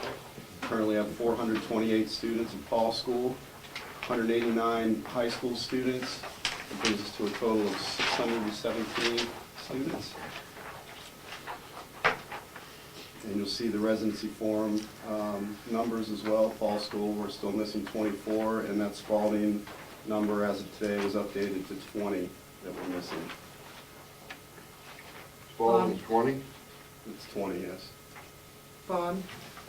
Michael, do you know over last year at this time where we were, all of these numbers?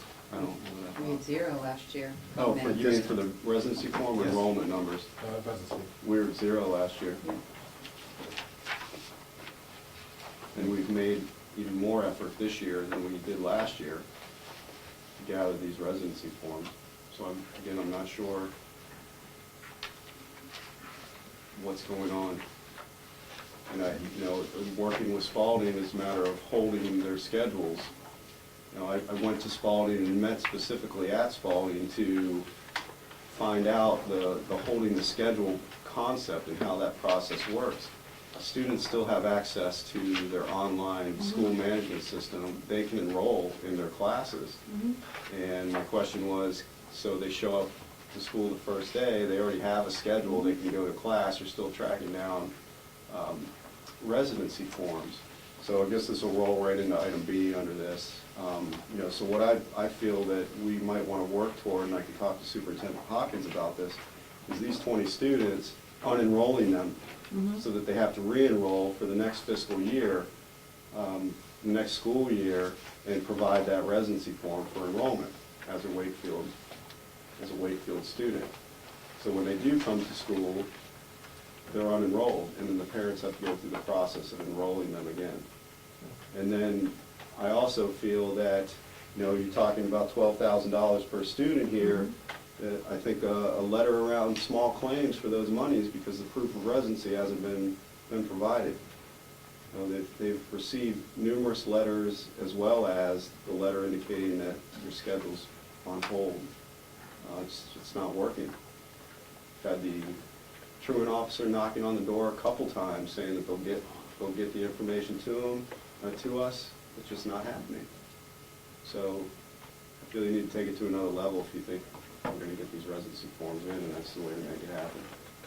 Unfortunately, it's the last thing I want to be doing, quite honestly, but it's what needs to be done if you want to, you know, proof of the $12,000 that the voters voted on in that budget per student. Well, Is there a probability or possibility that some of these missing residency forms are coming from students in both Paul School and Spalding from the same family? Potentially, absolutely.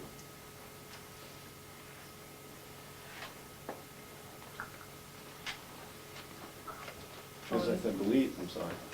I'm sorry, I just want to clarify, they've gotten 2 letters, a visit from Mr. Robinson, as well as having, they're not really holding anything from them, because if they can go on to their management system, they've got everything. So that was probably not a, you know. 3 letters. Yep. And multiple So visits. if we're looking at 20 students and even 24, can you unenroll them now? Because why should we be paying for them if, and I understand that they consider it a nuisance, but they have to understand that we tuition our students out, and we're not doing it to be difficult, we're doing it to protect the taxpayers. Because if, you know, we want to make sure that we're doing it right and that the numbers are covered. well, And we know for sure that most every one of these missing residency forms has the potential place of their abode, has been visited by our truant officer, or is, he has said he's been, so, he has said they're in the town limits, right? I believe it was several meetings back when I talked about the actual list of students, and I gave a number, I think it was out of 15 of those families. He confirmed that they live in Wakefield, however, they have not turned in their forms. But that's still 5, that's still $100,000. That's a big, yeah. Steve? 60. But you can't, that's the problem, you can't just say, okay, here's 10 families, they've been here from day one, we know they're living here, but then expect everyone else to turn in their residency form. So if you do it for one, you gotta do it for all, and it's just, it's sad, but I mean, we're talking about, what, over $2 million. So it's important that we get these forms. Also, so is it actually possible that we can unroll them? Now, not wait till next year, unenroll them now, because they haven't confirmed with us that they live here. Yeah, I'll look into that. I think that is going to be more difficult than unenrolling them at the end of the school year, because they're already in the system, but I will look into that. And But can we unenroll them at the end of the school year? That's what I mentioned, I'd like to talk to Superintendent Oh, Hopkins. you don't have a definitive No. answer on that? No, that's just my thoughts that I wanted to run and just inform the board that I think that could be the next step that we want to take. And I'll be happy to have that conversation with Superintendent Hopkins as to how we can make that happen. Because it's clear that these forms aren't coming in. And now, can you want to touch base on how the residency forms are applying to the lunch? It ties in whether the board wants to start tackling small claims. That's how it ties in. Do you want to follow through and put some teeth to a small claim, statement that there's potentially possibility for you to go through small claims on your lunch account or your tuition for your high school? How are you going to claim these monies? That's how it ties in. Bob? You know if any of these match up? So residency forms and not paying for the lunches, you know, if the same families. No, we haven't done that crossover. And- What are you thinking with that? I'm sorry. Yeah, I'm sure it is. And what are we doing about fall school? I mean, have you, I mean, I made calls, I take notes on what they tell me, when I leave messages, when I get a message, a statement that they'll send it in. I keep track of that. Who I spoke to, what day I spoke to them, and the number I used when I again, try and cross all the T's. it should be November 1st, and we should have none. And then the only ones coming in are new people or people leaving. They have to get they send their health card back. They send their surveillance video for the bus form back. There has to be a Are we missing reason. health cards? I mean, yeah, if we have the health card, I mean, there has to be a way. It just doesn't, if someone owed me money or hadn't put their paperwork in, I would be spit spot right on top of it. And this is a lot of money. Not necessarily, I mean, and I understand that families have lived here for years, and it might be an inconvenience, but it's an informational inconvenience that's necessary. Pro? When you instigate the idea that it could be a potential small claims, does this letter come from an attorney at taxpayers' expense, or is there going to be a form letter that doesn't cost more than the postage and the time taken to lick the envelope, putting it in the thing? Is it going to be, every threat of legal action, is it coming from an attorney with their certified letters and stuff like that? Go ahead. Like the letter that comes from the SAU office for lunch accounts comes strictly through the SAU office. The letter would come through the state. So it would be a draft from the attorney. And you would do that for both schools? Mm-hmm.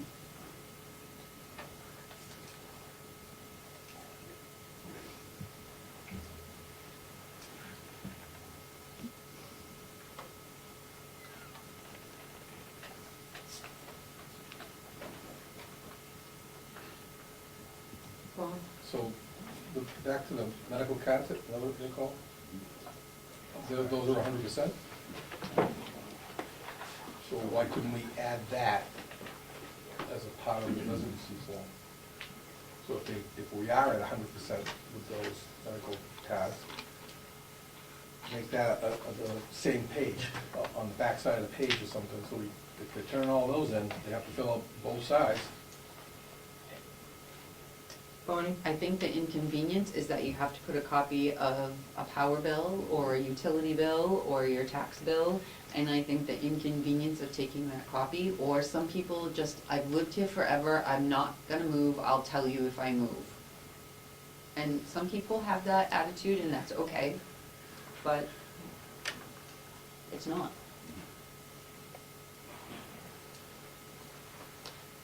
Well, We just spoke to two other things where people have to submit information to get the health card, and what was the other one? What was the second thing? Oh, they have their they have to sign that they've read the parent handbook, they have to do the video surveillance form. All of these things are sent home the first day of school, and the kids have to have them back in within so many days in Spalding, or they can't attend. So none of those have a signature and an address on it, and there's no verification of a residence for those things? Well, they might have some address, they might have the registration paperwork that has their address, but it's not a verification. If the nurse had a number to call because the kid was sick and it was on the health card, it's not a Salmonville number or a Union I number? think we all know that that cannot be Well, always, if you're using a phone bill as a proof of residency. but it might not necessarily be your phone bill. And Ralph, they could have a relative come in to pick up the child if they both work. We've seen that situation in past years.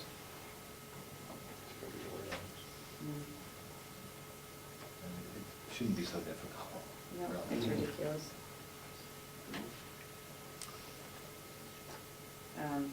If we send home that letter, we have to be willing to take the bite. I don't know how much it costs to go to small claims court. How do I find all that out? Yep. Bring it back, because the request was to have this on each agenda. Mhm. So Okay. I'll find out about the enrollment as well as small claims. We'll Me- provide that information at the next meeting. I would like to see this week a phone call go out tomorrow to the people that are left, a phone call go out the next day to the people that are left, a phone call go out on Monday to the people that are left, and I don't want it to be harassing, but a pleasant reminder that we still need your form. You can pick it up online, you can get it here, you can get it there. You know, or if they say, oh, I'll have it to you next Tuesday, call them on Tuesday and just say, you know, I spoke to you last week, you said I could have it on Tuesday, I didn't get an opportunity to see you today. You know, where can we go from here? Next Thursday. Well, I will, almost got it. Here you go. Good question. Go. Do you guys have a, on your meals thing that you do for this, do you have at the bottom, does it say unpaid balance is subject to collections or something like that on the bottom?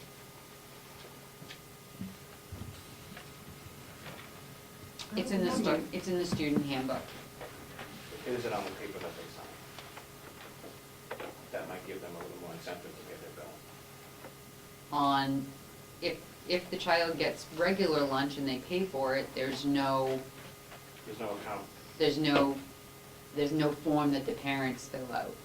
If the child, if the family opts for free and reduced, then they fill that out, but then the parents, I don't believe that there's any comment on there that you're charged.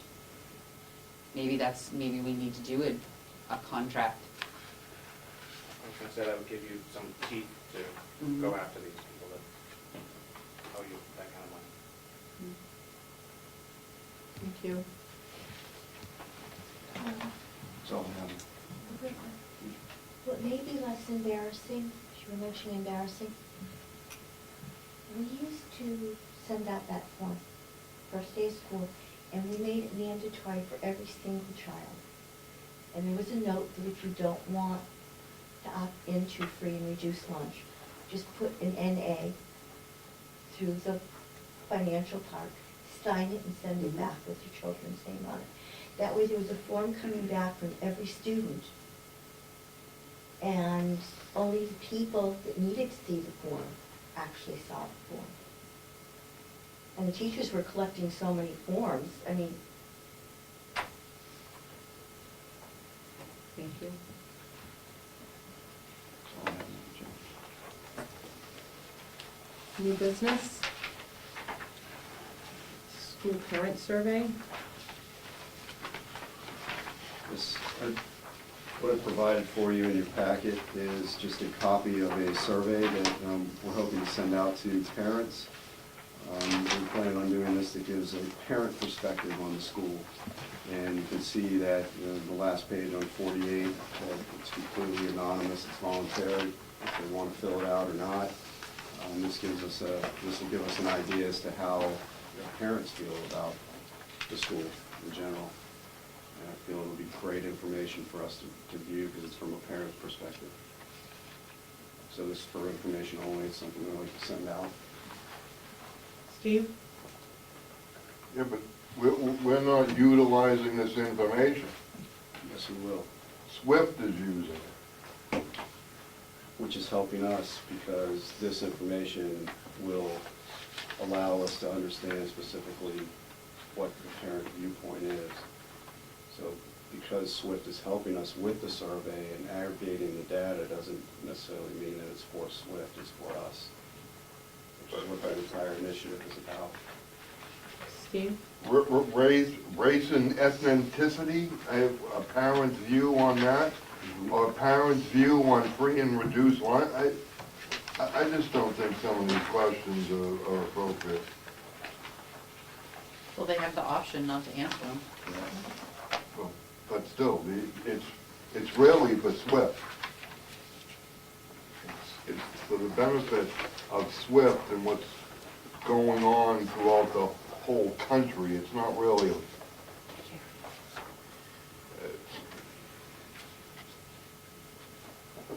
know, part of a big scheme going on now in public education. So I wanted the board to just be aware that that survey is going to go out and parents can volunteer to opt into it or not and provide that information. So Ralph? You're gonna send the survey out and the board has no input. wasn't looking for board approval on this survey since it's voluntary. It's voluntary and it's anonymous and it's going to parents. Students aren't filling it out, therefore a parent has the right to fill it out or not. That's how I view it. And the board shouldn't be concerned about what your approach is. I think you should be more aware of what parents feel about the school, which that information will be provided to you. It will come back to the school board. I mean, Absolutely. Yep, it'll be presented because it's parent input. I think that's what you should be mostly interested in. It votes. There's no.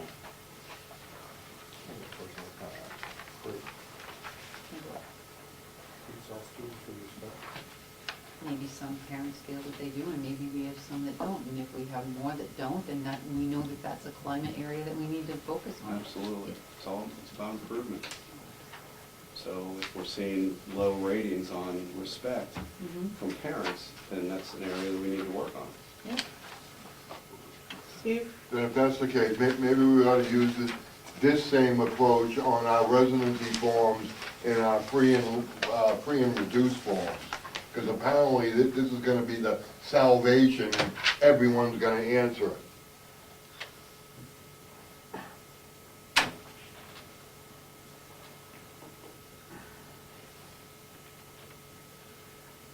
That's all I have on that, Madam Chair.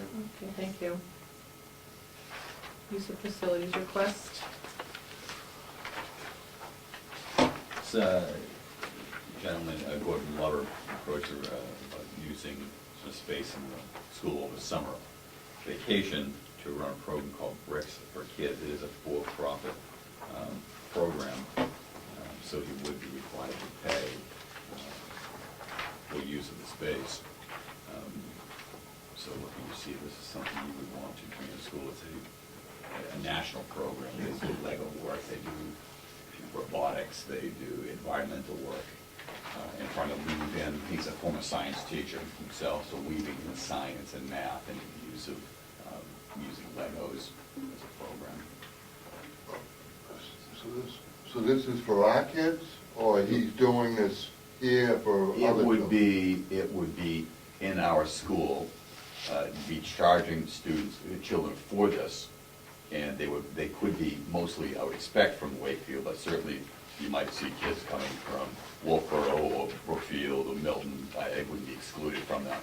Oh, okay, because I was wondering why someone from Rochester or Portsmouth or why they'd be doing this here if it wasn't for our kids. He travels to a lot of different schools. He's in Rochester schools, he's in, I believe, up in Ossipee, a number of different schools. He works out of libraries, rec centers. He's in Milton. Milton also, okay. So, very respectable program.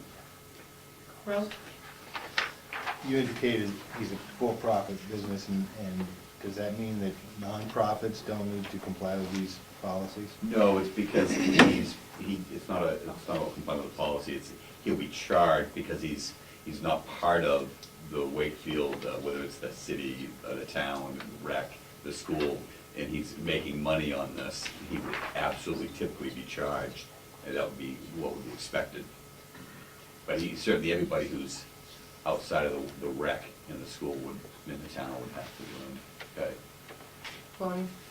I guess my only concern is that it's for the week each time, is that $20, if he's using a classroom, is it $20 a day to clean up after him, or is it $20 a week, or it isn't stipulated? The charge is typically per day.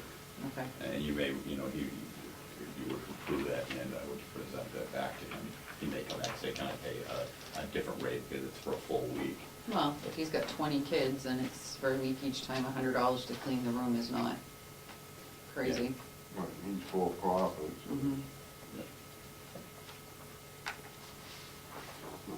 I'll make a motion to approve Bricks for Kids Rochester Portsmouth for summer camp, July 20th through the 24th and August 17th through the 21st at a rate of $20 a day. That's not gonna be a speak. Discussion. How, is this gonna, this won't affect summer school at all? No, we won't be using that many classes. We wouldn't be able to weave a classroom into that. And if you chose the week of August 17th to 21st, we wouldn't have summer school at that point anyway. So he's just gonna be probably using like one classroom? One classroom.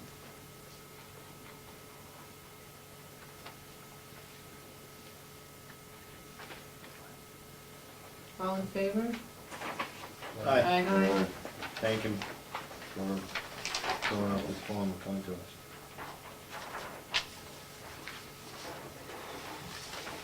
Request for proposal for a bus? We have, a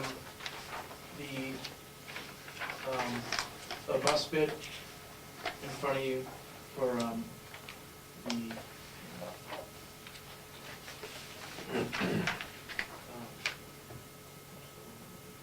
77 passenger bus.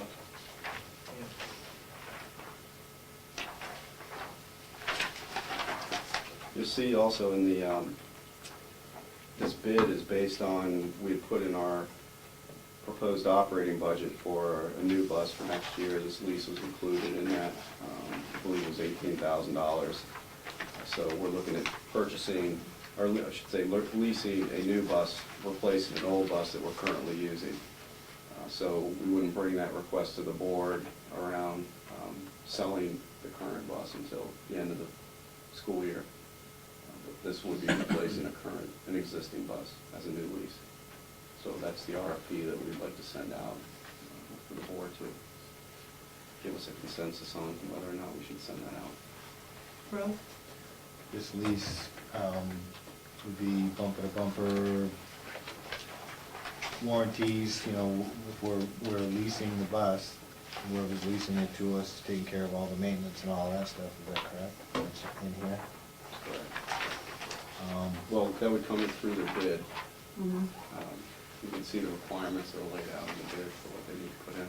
Okay. And will there be an option to buy this bus at the end of the term? It usually is at the end of the lease. Steve? Michael, did I hear you say that this was part of the schedule For fiscal year? for the normal Yes. schedule Yes. rotation? Correct. And do we need to be purchasing a stereo system? And also a cell phone power receptacle where cell phones are illegal to use on a school bus? And they do have a two-way radio that, I mean, I don't really see the need that we have to pay additional money to supply a stereo system on a school bus. Bonnie? Why would you not want the kids listening to music and singing along and having a great ride? Why do you think they're just gonna sit there sterile having sometimes holiday music or other songs get played, and I mean, sometimes that's a bus driver's salvation is to have the kids singing along.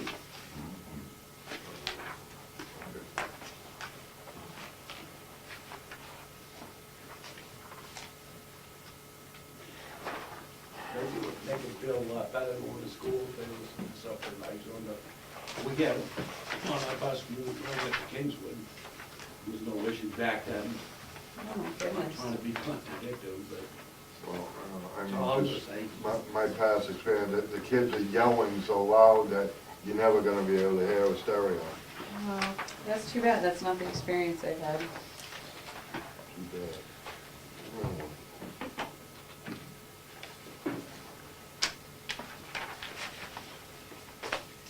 So, You- okay to send that bid out? And the RFP goes to all the papers and it, just like everybody else. Correct. I'll make a motion to send out the RFP for the bus bid. I'll second that.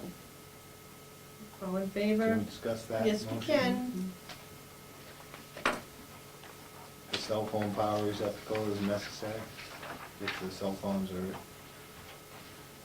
illegal?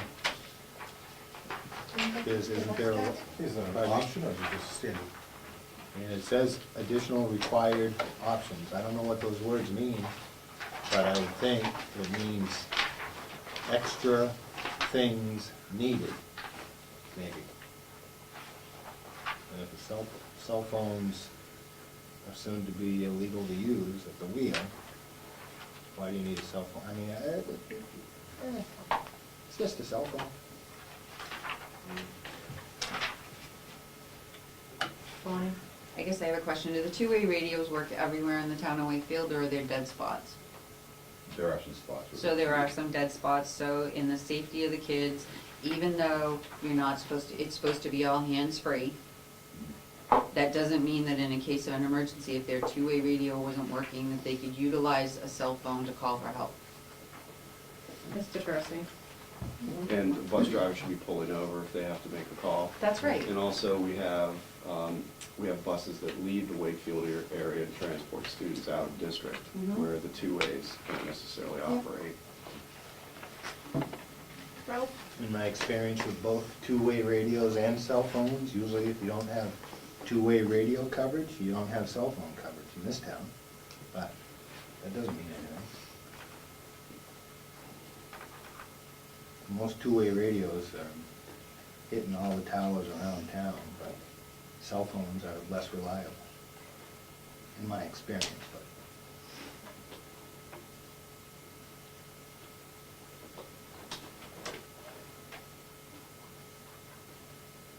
But ask for the cell phone power receptacle. Move the question. Move the question. All in favor? Aye. Aye. Aye. All opposed? I'll abstain. Opposed?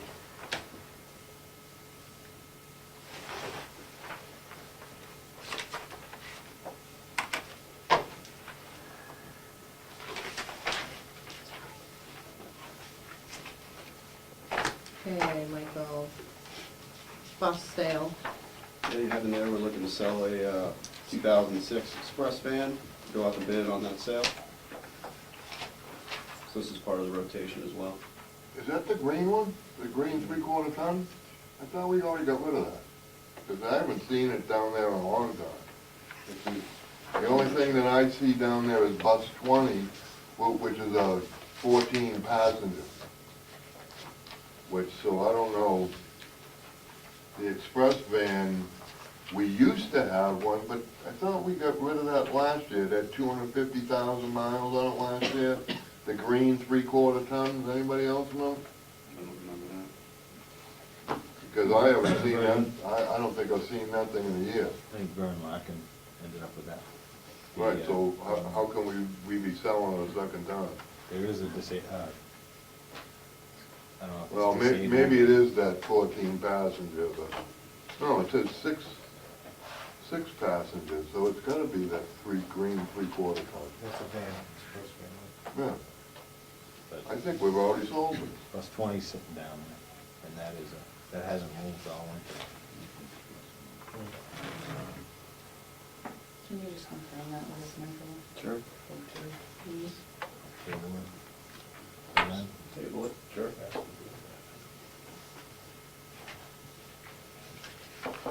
Disposal or sale of a food warmer. Yes, we had to purchase a new food warmer. It's called a proofer, which I had found out. I learned a little bit about proofers. It's something, it's a piece of equipment in the kitchen where you basically have bread rise or that sort. That was part of the question earlier in our repair line. That had been repaired, it broke down again, it doesn't heat, doesn't warm, so we're looking to either dispose of it or sell it. So according to policy, we need to bring that forward in the board. So if we can't sell it, you might be able to scrap it, get some metal scrap cost out of it, or just dispose it. Is there some value to it? Yeah, I think, I believe a company already offers some interest in buying it. So I think we should sell it. If we can't sell it, then we would scrap it for metal. There's a good amount of metal in it, but we just need approval from the board to do something with it. Bob? What's the size of that one? Oh, I don't know the dimensions. I'd say it's probably It's- 6 feet by. It's probably 6 by 3, it holds one of the large So it's a trees. full Yeah. size, Yeah, full size. Stainless? Mhm. Has multiple dish spots. Mhm. Well, try. As I said, we've already had a company that's expressed interest in it. Case used restaurant equipment offered a $200 credit. Credit. Do we use them? Yes, we do. I think it might be fair to everybody in the community to have an opportunity to bid on it. But who knows? I guess it wouldn't appear as favoritism if you just sold it to whoever came along and offered money for it.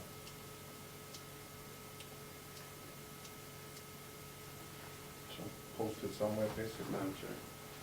So, may I? Yes. So, Ralph, were you suggesting that we contact some of the local restaurants and see if they're interested in buying it? Because we'd be happy to do that. I think it's a good idea. I think if you put it on Craigslist for sale, you might get more than $200 for it.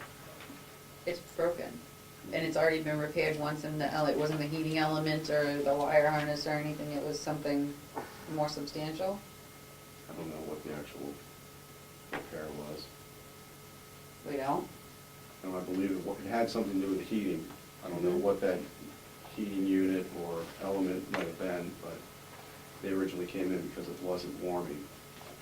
So, and they did fix it, and then it stopped heating again. We're into a wood stove. Can we, is there any way to find out what the possible weight of the thing is, and what the, you could probably find out what the price of stainless is going for. I mean, if it's worth 300 as scrap, you might as well scrap it than take 200. How about if we find out what the highest cost would be, or highest sale, or scrap, whichever one's higher, scrap or sale. Bob? Did a company come in and work on and put a part in it? Yeah, one of the people that, I'm not sure who it was. I know that he works on With Hobart no equipment. guarantee of it? No, because it wasn't their original equipment that we purchased from them. It was just a repairman that works on Hobart's. Ralph? Is that the same company that offered money for it? No, I don't believe so. I think it was someone like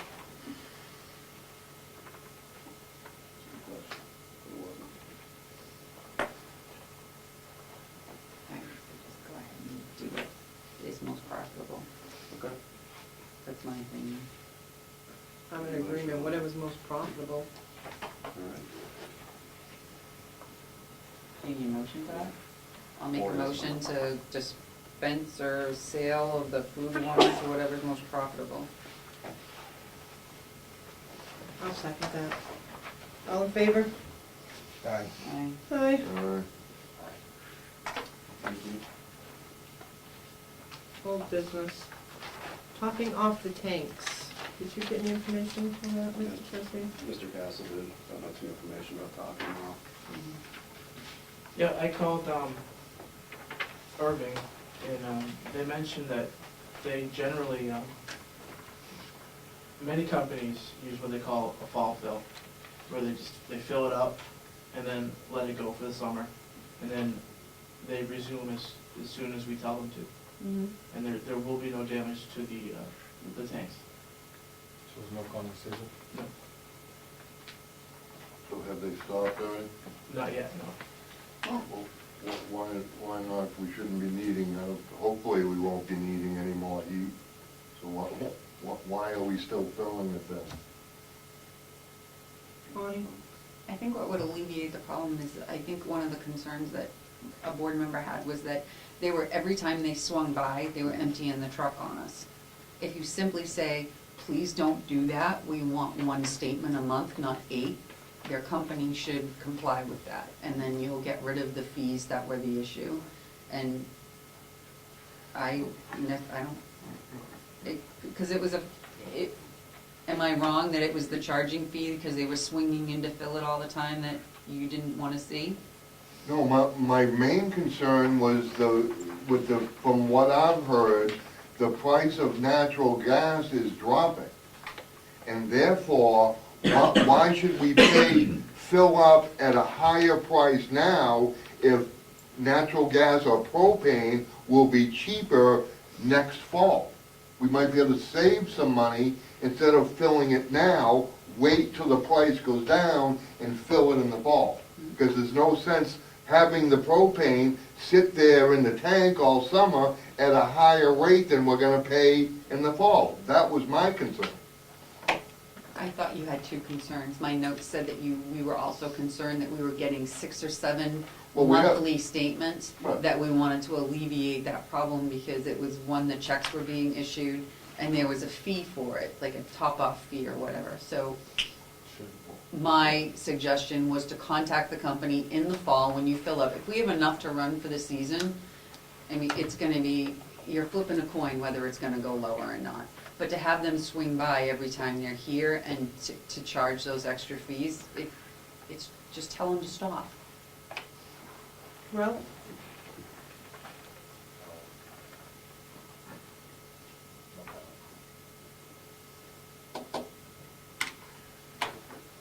Steve? And what about the oil? Did you do all of them too, Nick?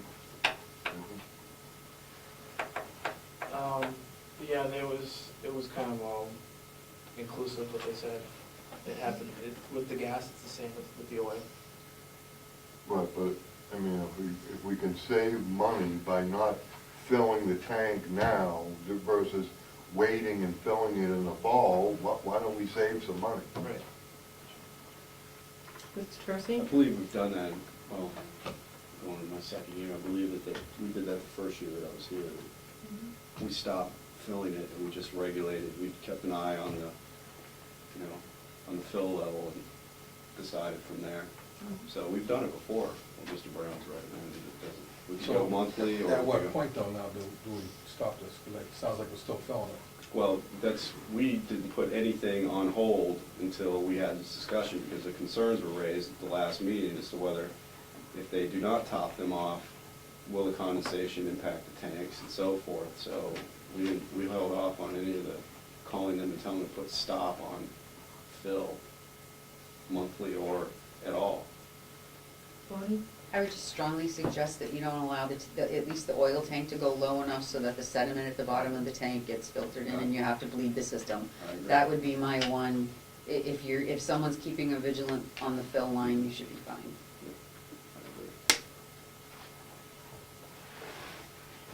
Ralph? Just for clarification, I'm not afraid that condensation destroys tanks. I'm afraid that condensation becomes water which goes into the burn unit and compromises the actual burn in the unit. So the less fuel in a tank, the more condensation you have. But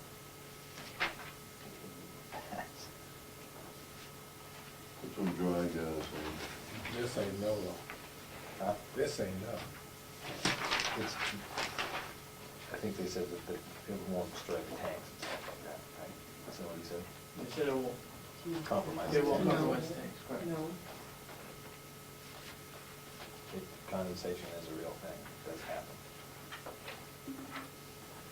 So, do we want to make a motion to have them stop now?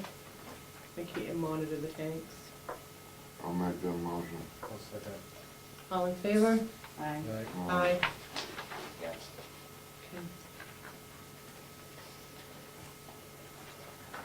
Okay, cost for withdrawal planning committee? Yes,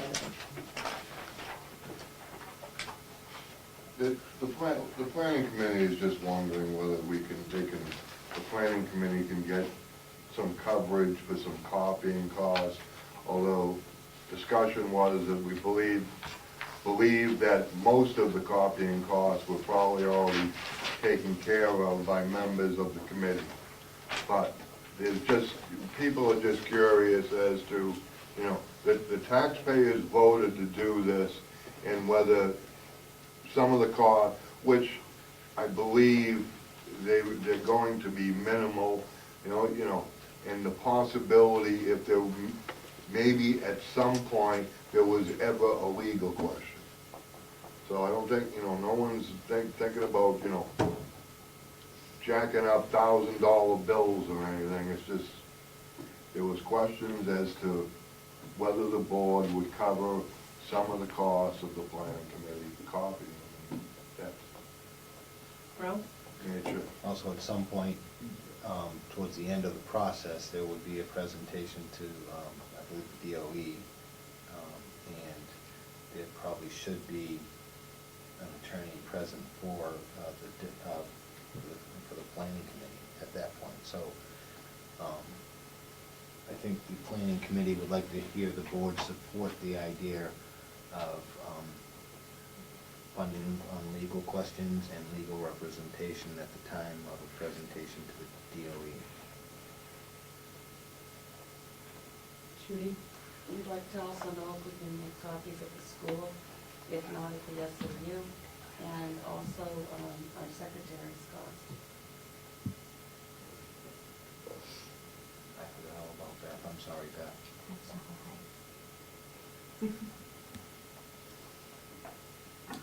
Michael, do you have anything you want to add? No, I think the copies we can keep track of at the SAU office. It's just a matter of keeping track of supplies. And I don't feel the copies are going to be that big of an issue because the majority of the copying has been done at this point, but we can handle the copies at the SAU office in Bill Wakefield, so. Then why can't they just make the copies here? And then we don't have to worry about it. I prefer to not disrupt the operations of the school. It depends on when that's happening. So Okay. that's, depends on when it's happening. And legal is, the legal line is specifically for when legal issues come up, right? For the school board. For the school board? Correct.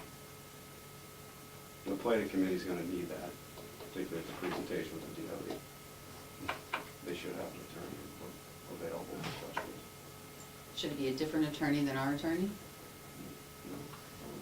Why I'm asking. Yeah, I wouldn't see why we would need to. Now, are there any lines we could take a look at to possibly cover the cost of the secretary?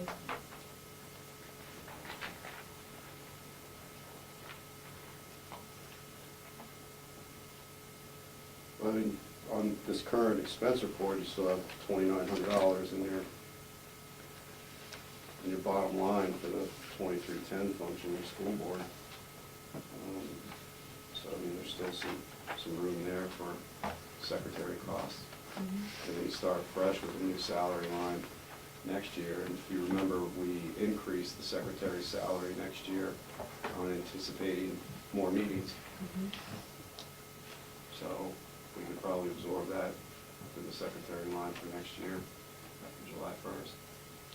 Oh, Does Milton also retain the same legal firm that we have? Yes, So that's there- 64.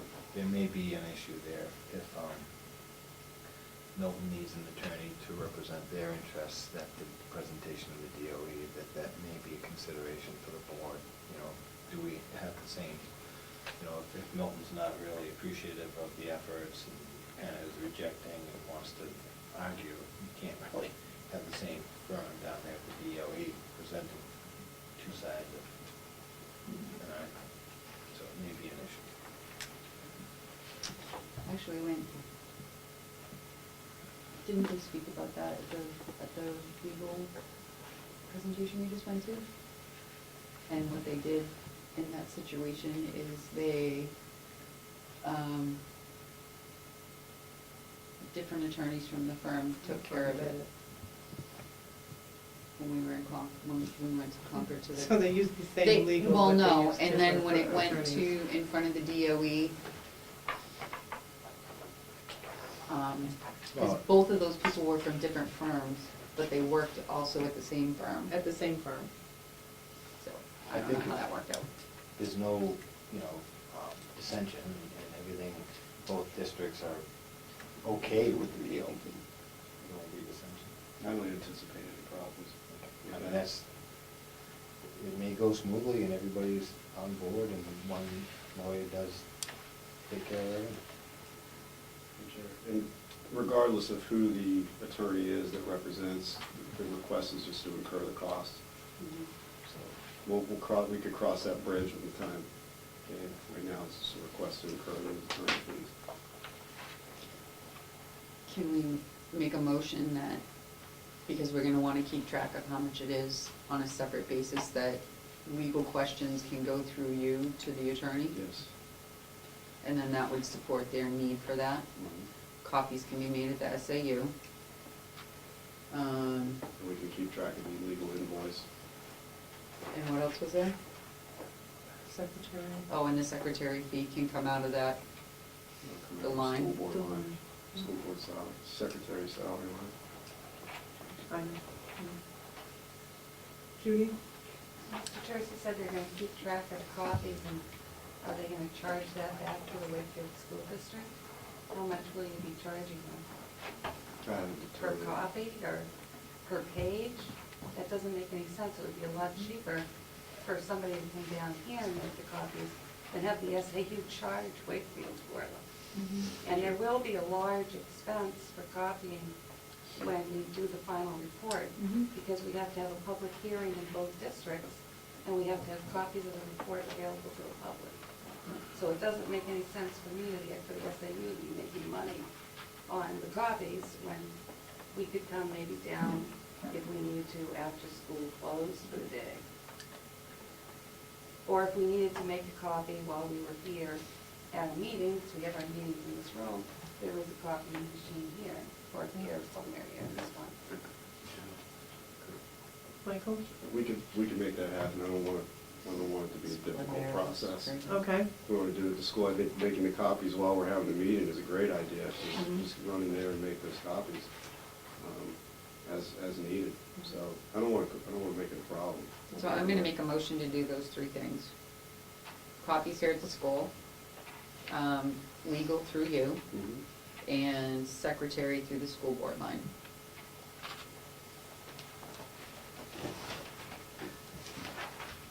Anything else, Steve? I'll second Bonnie's motion. Well, other than the point of the keeping track of the copying costs down at the SAU, and we're already paying 57% of that. But as long as that's taken care of, then. All in favor? Aye. Aye.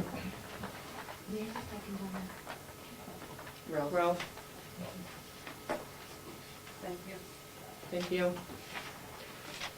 Donation request for the 8th grader trip to Washington DC. Did we take a look at?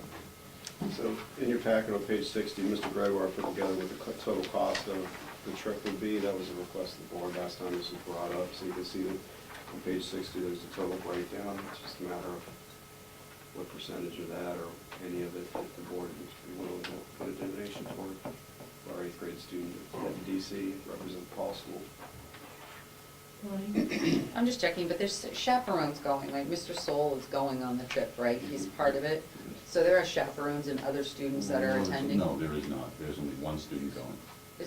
Aren't there other students from a different Yeah, we- district that are going? And that's how we cut the cost a little bit, because we're jumping in with You're another jumping in with school, them? Another school, and that's how that's cost, $178 down at GC. Steve? This is for one student? Yes, sir. I don't think it's probably a wise idea to be funding a trip for one student. If you do it for one, you're gonna have this on a repetitive basis. I mean, if it was an entire class, that might be a different situation, but to do this for one student, I think you're opening up a can of worms that we probably don't want to go down this road. Ralph? What's the deadline before these costs? What's the deadline for the commitment of this amount of money? I'm not sure. I don't know when they have to have the, when they have to have that done. How often do we have a student that gets wins something to go to a national competition? Like, in the years that you've been here, how many people have we had go? No, None. So this isn't like a everyday, not in my 10 years of not in your, administration. okay. And how much was left in the line that we were looking at? $600? I don't know what line we got, line we were looking at. Oh, it was one of yours. No, it was always the- It was one of It's all for yours. the kids, Barney. Steve? Is this the total cost of the trip? Yeah. That's the total cost. And so we have one student and one parent, and we're paying for the parents' transportation, meals, and lodging? I think they thought it was a percentage. But my first question was, is that the total cost? I was told yes, so we're paying for the parents' transportation, lodging, and meals. Mm-mm. I'm sorry, I was asking the principal, once again, the total cost. If you were to pay the total cost of $1,169 you would be paying for the parent, I was expecting more of something of a percentage to offset that cost.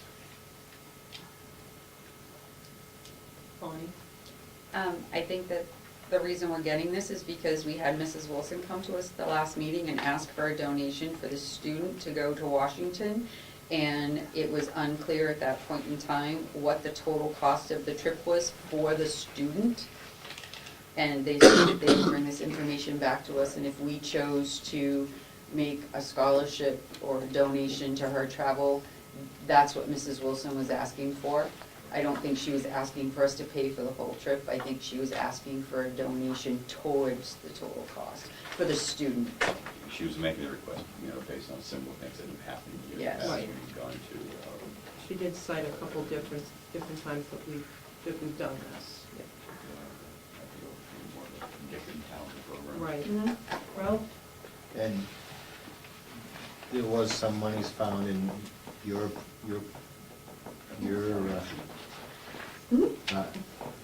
so there is some monies There is money in, available. on a line in the budget that Yes. could help defray this cost. Yes, sir. Madam Chairman, yes. we looked specifically, I believe, what I brought up last time was a principal travel line. Based on this current expense report, is $600 in there. So that's the one that we were focusing on in order to take these monies out.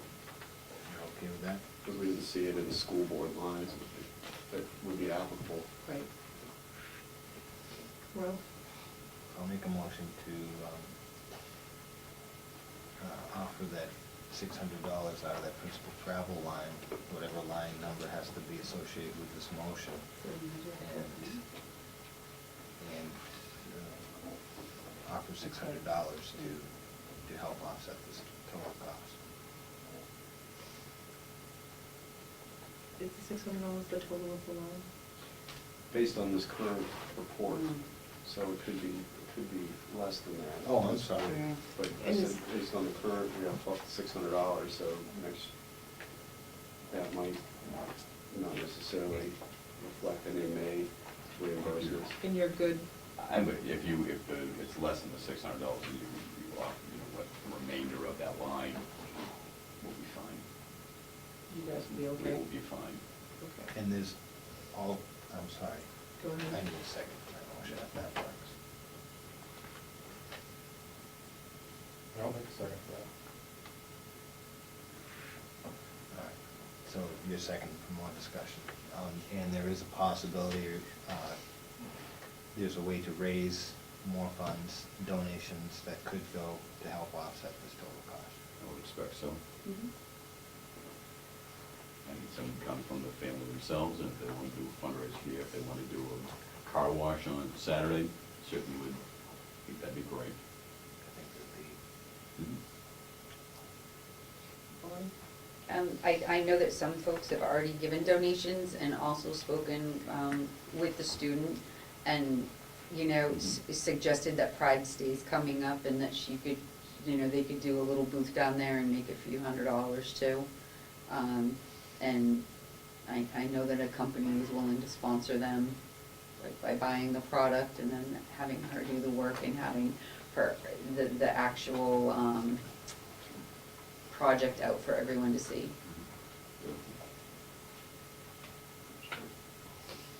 You can look at it as after the, going through the fundraising, whatever additional costs are necessary, pick up the full cost will come out of that.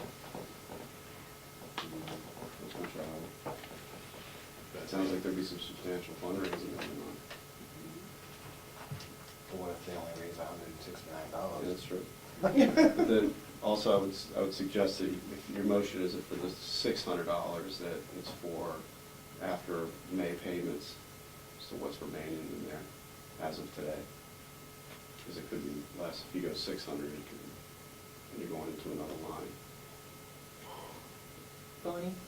I think it's wonderful that they got asked, but I don't think that, I think when you have a child that gets asked to do something like that, I don't think they think that the school is gonna pay for it all, and I don't think if a parent chooses to go, isn't mandatory to go, but chooses to go, I don't necessarily know if they would expect the school to pay for them.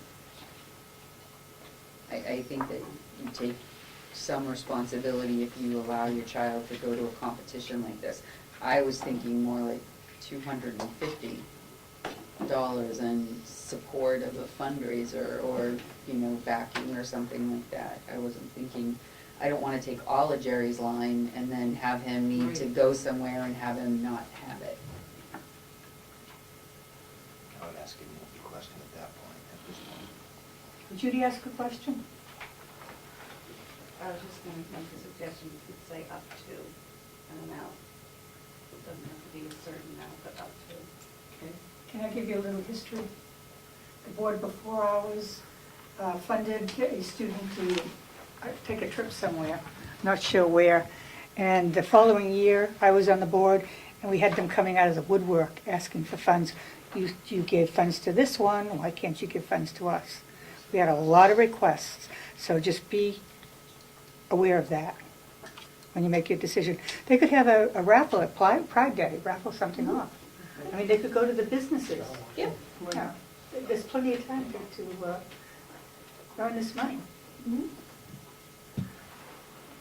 Well, I'd like to amend my motion if I could get a second to my first motion withdrawn. I'll withdraw. I'll withdraw my motion from my earlier motion. May make a motion to, after all fundraising efforts have been exhausted, to try to meet the balance up to $500 out of the principal's travel line to help offset the cost, if necessary. So that would mean if they sell $1,200 worth of brownies, they don't have to take anything out of the principal line.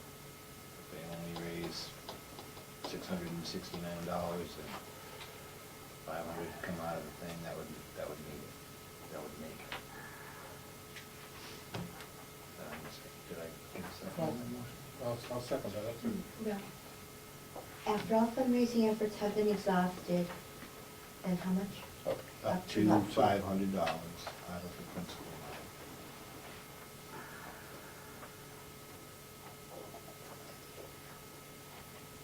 And I can understand the question. Steve? I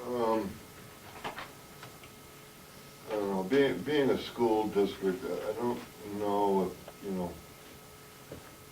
be one thing, if you're helping out a student, but when you start using taxpayer money to start funding a parent, that gets a little, we're a school, we're not, I don't think we should be expending taxpayer money to help a parent's travel, meals, and lodging. Ralph? quite often the situation is that that parent helped the student get to where they're at. As well as the school. But we are a school district, and when you start expending taxpayer money on something other than a student or something for the school, you know, gets a little sticky, I think. My hope would be that this goal is met through the fundraising efforts. And that, you know, the execution of the motion isn't even a necessary deal. If I were asked to move the motion. Any public comments from the board? You don't miss them. No. Okay. There's a motion on the table. All in favor? What's the amount now? Up to $500 from the principal's travel line. And a second. There's a second. So all in favor? Aye. Aye. Aye. All opposed? Aye. Aye.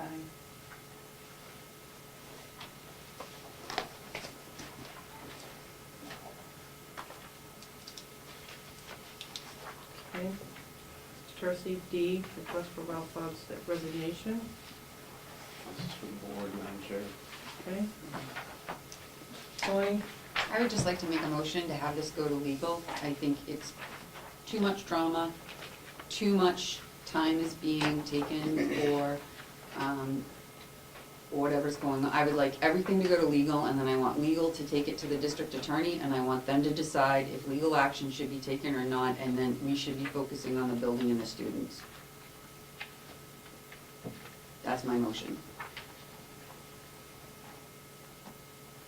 Second to discussion. Go ahead. Because we can only have bits and pieces of this and not really talk about it from the last meeting, it's very hard to understand. So the comments that I've seen on the emails, I have to agree with that. And it's taken up way too much of our time to go back and forth with this, especially if you don't know what you're talking about.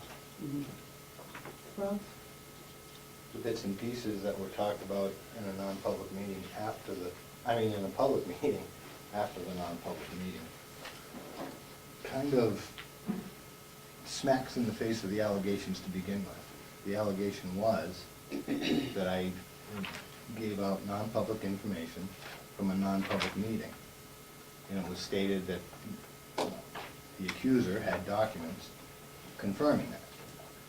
The documents that we saw, that Bonnie alluded to when we came out of non-public, even though she was advised not to talk about anything, the document was a cut and paste conversation.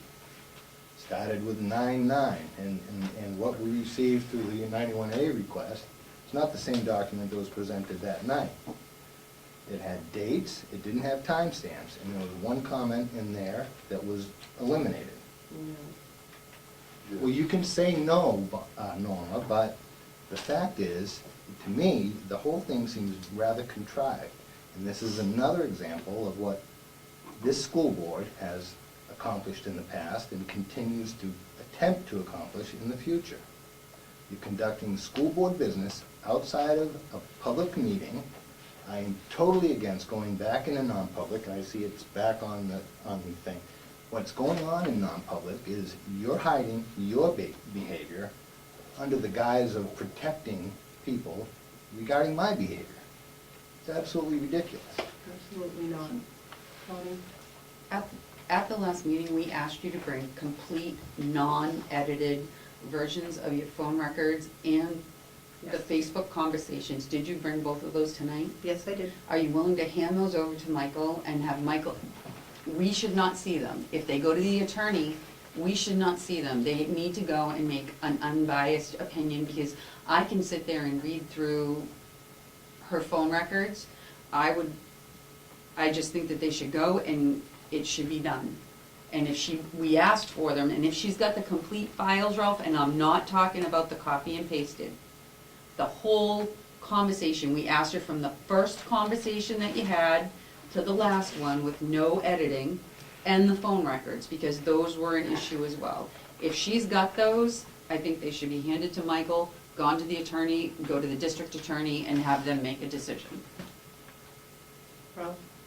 The fact that the document was presented at all, and everybody was hoping to jump on it, if I hadn't have looked at the thing and realized this was a cut and paste document, you probably would have presented that to the attorney, and you would have been presenting a falsified document, Not which is, falsified because the product is there. I don't want you to make any assumptions on where I would go, and I don't think that it's right. I was more concerned with the other document that was provided to us, not the other one. which you came out of non-public and began discussing Ralph, in you've been on public. Facebook for the whole 2 weeks, talking it up a storm. You even talked about stuff that we weren't supposed to talk about. So I talked I've about made a what you motion. talked about coming out of non-public, Bonnie. Ugh, The I mean- accusation is I discussed non-public business from a non-public meeting, which you did coming out of non-public. What did I discuss that was wrong? I didn't say any names. No, I you didn't give any history. No, you didn't. But what I'm saying, and the whole thing started when there was a confrontation about what's being done outside of public meetings. This is what it's all about. I'm not on Facebook. You're covering up your bad behavior, What bad behavior? making decisions outside of public meetings. When the hell have I made a decision other I than can tell talking to you- myself? I can not only make an allegation, but I can prove that you've given non-public information from a non-public meeting. Is that your handwriting right there, Bonnie? Yeah, I got it from Is him. that, is that? That's your- my decal. What That do was you think dropped. this envelope had? I have What do you think was in this envelope? information from Mr. Brown that he asked me to deliver to all the From a- board members. From a non-public meeting? I don't know. Well, yes, it was, and I have the phone Wasn't that recording. from you? When was this? Where was it? When was it? When? Back in Oh. December of 2013. What's going on is I'm being accused of doing what you do. That's exactly what's Oh. happening. And it's been a confrontation that is not only childish, it's ridiculous. The allegation that I gave you non-public information from a non-public meeting was false, but you could have taken the opportunity you had to prove that I had given you documents from a non-public I meeting. never said documents. You I did said I say have documents, and if you watch the video, you said documents. So, okay, Ralph, there was no documents, and you know I didn't say that, Yes, you so. Okay, whatever. And I asked you 3 different times to clarify your Whatever. allegations. I'm not gonna have this discussion. I'm not falsifying documents to give to I'm a not, group. I have the whole conversation here, Ralph, so I'm not falsifying anything. You already have, Norma. I know, Ralph. Answer a couple other questions? Go ahead, Steve. First off, we were told that there was documentation from 2 years ago that would prove that documentation from a non-public meeting was released. What we received was a document that was formulated the morning of the last meeting. What you received was an email I received. That's right, from that morning. You wanted me to bring stuff with me, Steve. But you said you had it from 2 years ago. I wasn't Not talking from the about that. Not from that morning. Not to mention the fact that this is a forwarded email. So there is more governmental records on Enjoy 84230. You already tried that one, Steve. Then we were given a document that was falsified, which is falsifying physical evidence. And as a direct result of the falsification of physical evidence, I was accused of doing something illegal. So, being the fact that we haven't been given the evidence that we were told existed and would be presented, now we want to spend taxpayer money on going to have the attorney, spend it on the attorney, and taking it to the Superior Court. I disagree with wasting taxpayer money on attorneys when we haven't been given any evidence of anything that was stated, not to mention the fact that now that I've been accused because of falsifying physical evidence, which is a Class B felony, if this moves forward, Chairman Norma Joy goes down with the whole thing, with the illegal actions, the addressing 91As, falsifying physical evidence, no, the whole thing. He goes, you go. I don't care. Good, good. I think. Because I will be there. I don't care, Steve. Good, good. Bob has a comment. Thank you. Bob, the thing I see with this is still confusing, but I'm going off of the other letter that we received last meeting of a public person coming forward with a letter and coming here trying to talk about it. I forgot one thing. Chairman Joy has gone through this whole thing from start to finish on government oversight. Chairman Joy has made this whole topic public information. So Chairman Joy put all this out on Facebook on government oversight already. It's already public information. What? What? What? This whole situation. The information we were given at the last meeting has Yes. already been put on government oversight? By Chairman Joy. When? When? I haven't seen that, and I watched that. Well, go back on government oversight, and it's still there. She's been recorded, or she typed Well, something? She posted on government oversight this whole situation, names and everything. And the author of Oh, this particular yes, letter. because I've seen it firsthand within the last couple of days. It's still there. It's still there. The author of this particular letter had a different story that they put on government oversight. In I haven't print. been on government oversight. Because recently, you but I choose to No, it's not disregard. recently, the truth. back in the day. You discussed this whole situation. You named names, you named everything. Before she was a board member? Yeah, I was gonna say, was she on the board? No, she was a board member by then. Even if part of it was before, I have Priscilla to warned you that say, you were a board part of it that I've seen was probably shortly before she was a board member. But irregardless of the fact, she already made it public information. But she wasn't a board member, so it doesn't count, does it? No, well, it does to the point that it's public information. I don't know, I don't So know. if this lady This becomes a board member, she's wrong too? No, it's already public information. At that, when Norma puts it all out on Facebook, Years ago. it's already, it becomes public information at that point. Whether it's from a board member or whatever, it's public information. But where did she get that information? Well, one of. Maybe you ought to ask her. One of the That's what I'm trying to find out. One of the authors of, the author of that letter claimed that it came from at the time, a former school board member. And that's in print. So the story changes, but I have a great deal of respect and admiration for the author of the letter. And I believe. She was kind of saying you did it. Well, but Yeah. She also That- said other things. And I that- can hear the same author saying, how can I help you? What can I say to help you? I have personally seen from this individual stating that she did not get it from Mr. Fogg.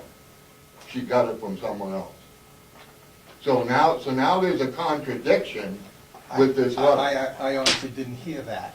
Well, no, not from her. What I'm saying is what I've seen from Facebook. This same individual on Facebook stated that she never received this information from Mr. Fogg. So now there's a contradiction into what she said 2 years ago into what she said the morning of the last meeting.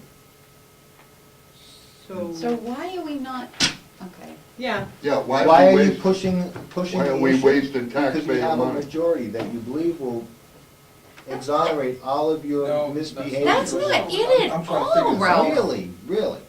Really. Really? Because I can prove that you two made decisions outside of a public meeting. I never And that's, made a decision. you never made a, No. never, I'm glad to hear that. I'm What are glad you to hear talking that. what about? it is. Tell What us am I when. talking about? Yeah. Well, besides last October, on the parking lot issue, you made decisions back in December of 2013. And I have I wanna know what it is. Oh, you wanna hear it? Absolutely. Okay. Should you wait for the, hold Yeah, on to maybe this for court? Maybe I should. Well, I don't talk to anyone of you guys. Well, at all. okay. You know what, I do have to say that we have, because we've I had, think Of the only course thing I you talked about have. was the trees. No. That's out in the This parking was lot. about non-public information that I was excluded from. Bonnie offered me all of the information because Bonnie needed my support on the issue. what issue? Para contracts, Bonnie. Para contracts. I never talked about those. You never talked about it because on this, really? Yeah. Because what you're about to hear, Bonnie's saying that you and her came up with this. But This is what weren't we in Bob and negotiations? Bob- Absolutely, which makes it freaking illegal. I said it, my name, my voice is on that. Why are we not supposed to discuss stuff with you? It was non-public and I wasn't in the conversation. I was asked to stay out of the conversation because I had a conflict of interest. But you needed a third board member's support. Well, why wouldn't we have had Steve or whoever else was on the board? So we had a meeting together and we decided something. You got the wrong guy, Ralph, I'm sorry. Well, Okay, no. no, You're we sorry. were in negotiations Right, but together, I- so that means we must have talked, We- and we maybe talked. I talked to Mr. Fogg, maybe I He's did. saying that I If I did Ralph. something He's saying illegal? I did. I'm saying that Bonnie declared you and her made a decision. But you're She- saying I did it, Ralph. If she declared something on her own, what has that to do with me? I'm saying it's going to be an example of not one time that you said earlier, it never happened. Never happened. It's still, I'd still stick to that. Okay.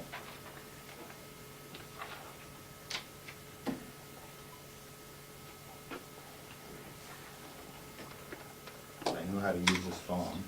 I wanna hear my voice.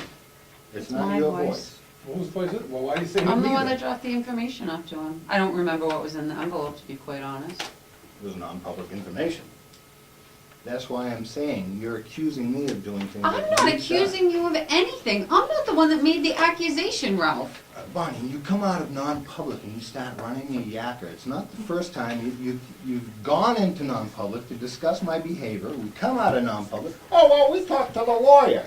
And then you find out nobody asked you to say anything like that, and all of a sudden, Ralph's a liar, Ralph did this, Ralph did that. Oh, Well, maybe we should all resign, I because this resign. isn't getting us Yeah. anywhere. I think we should No, all maybe you should resign. just listen to, you do what you want. We all need to, because this board is dysfunctional. Yeah, Nobody, absolutely. I'm everybody writing has it broken right now. every single policy. We should all just resign and let somebody, Yep. like perhaps Priscilla and Judy, come up here and do the right thing for this school. I'm not That's gonna the be way I publicly feel. humiliated. You know, if I did something wrong, I We apologize. should all If I resign. broke a law, why didn't you tell me then? speak for yourself. Why didn't you tell me then, Ralph? Bonnie, Because I this is what ignored the whole happens. thing. I told you that you weren't telling me how to decide something on that I issue. don't remember, I don't That's even, what pisses you off about me. I don't even remember, Ralph. You don't remember, well, maybe this will Why- You know remember. what? Why didn't Norma say something before she got on, I when she have got on the no board? idea. She conveniently waits, what, a year and a half, almost 2 years, to hold on to this. Information I want you to have so that you can look it over the holidays. So I'm hoping that maybe you can swing by, or I can meet you somewhere, but it's in regards to the paraprofessionals. I know you're gonna have to recuse yourself from the vote, but I still want you to know what Bob and I, have come up with. If you can give me a call back. That went That's how to Bob everybody. did that. That went to all of our board members, not just you. Okay, Bonnie. Nice spin. I am so sure that he had the information, you had the Well, I information, did.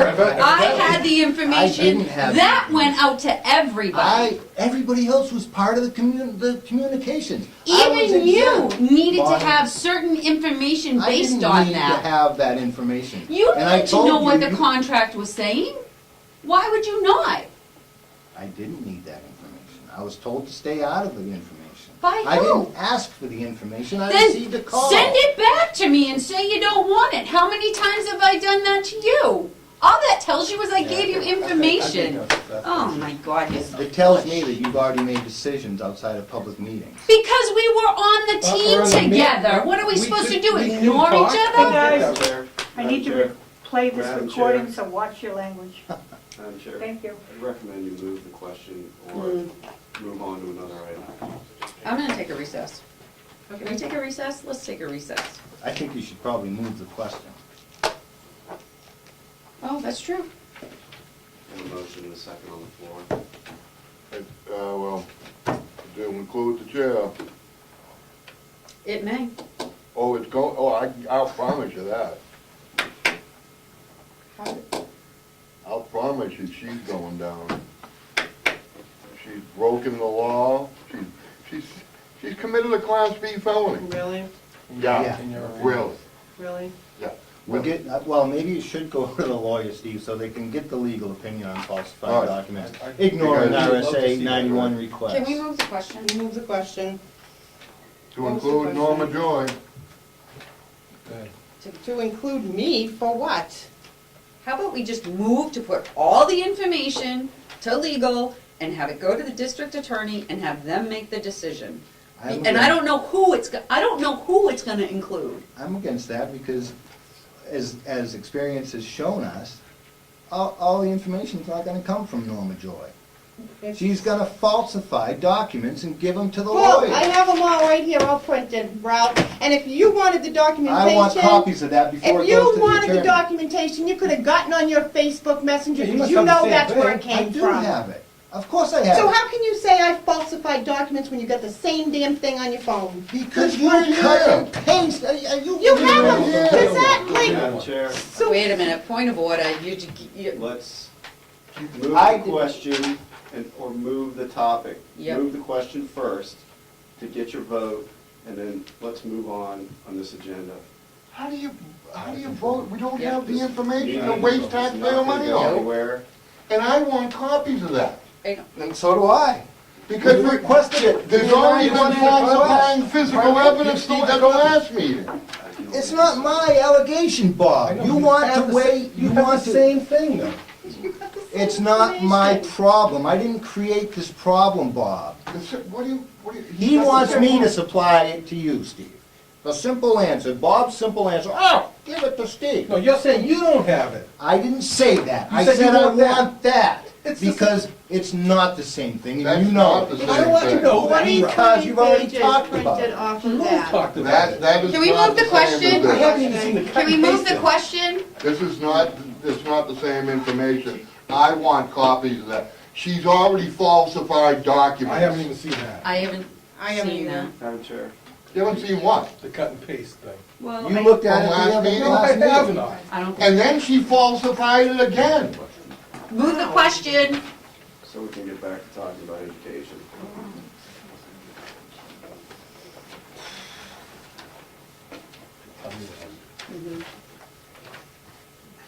I see what you do. I see what you do. Can you- Bob, Your I heard you. your motion, as I understand it, tell me if I need to fix it, was to send everything to legal for investigation. Mhm. And the district attorney.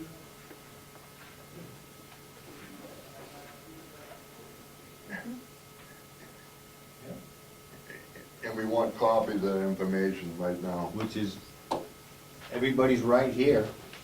That's fine. I brought Move it. the You can question. have copies. With All in copies. favor, I'm sorry, all in favor? Aye. Aye.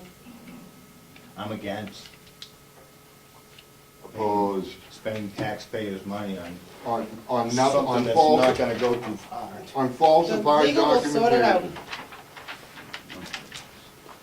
Those copies need to be made before they go to anywhere. That's. Superintendent Tursi, can you take possession of those documents and Um, make copies of them before we leave this room tonight? That's not all. It's not all copies, there. there's other stuff in there, it's my stuff. so If nobody you takes wanted to go to copies of it. lawyer, Nobody now, takes it. Norma, how do you justify ignoring a 91A request when you're using your email to provide evidence to a school board, a document that It's isn't? not, my private email is my private email. You used it to give us evidence. So it's still a private email. And Read it's- the law. Mhm. Read the You're law. trying to force public board action on your private email. I did not do Yeah, you board did. action. Okay, Let's just whatever. move Move on. on, Yeah, yeah. move on. Forward. Lunch prices, state recommendation. Turn that one over to Mr. Castle, give us some recommendations. Remember last year, we came in with lunch prices pretty late, conversation and determination by the board. We're being proactive this year, and Mr. Castle's running the numbers, and he's gonna run that by the board this evening. I think you said no last year. Correct. The government required weighted average is at $2.45, and currently our prices are at $2.25 and $2.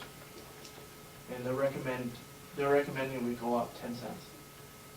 And that'll partially eliminate some of the costs that we aren't going to get from raising it up to $2.45. Does that make sense? So Go ahead. so you're saying the standard is saying it's 245? The weighted average is $2.45. Okay. And we're currently at $2.25 and $2, which would be, our weighted average is $2.13.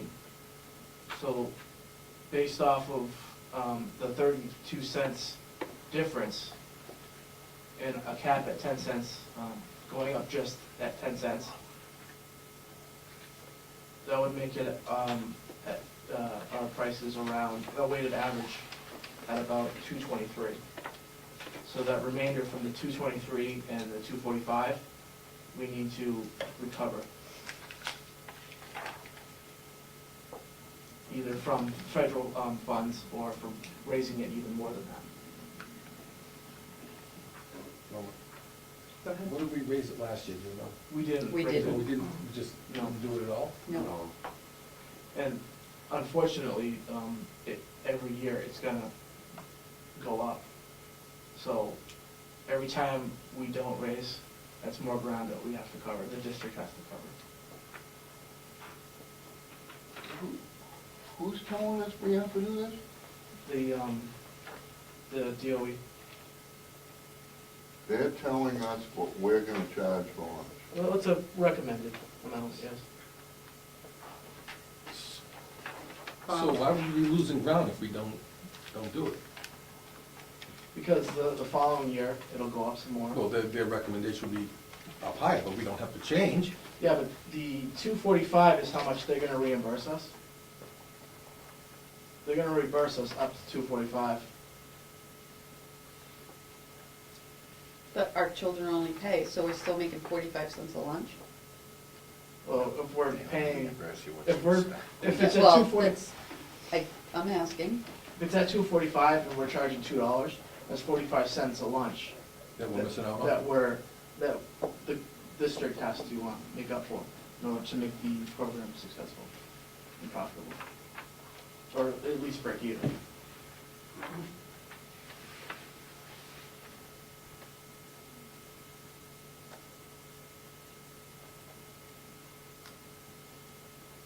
When's the last time we raised the lunch at all? You weren't here, but anybody knows that? Not since I've been here. So, probably in the past 2 years.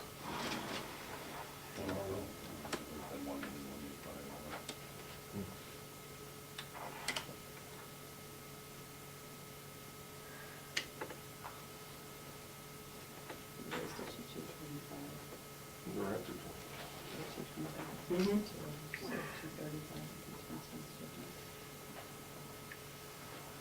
In at least 3 years, we haven't raised it.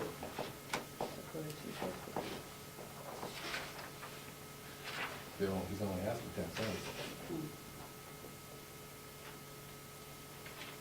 I'll make that motion, we'll raise it, the school lunch is 10 cents to $2.35. I'll second that.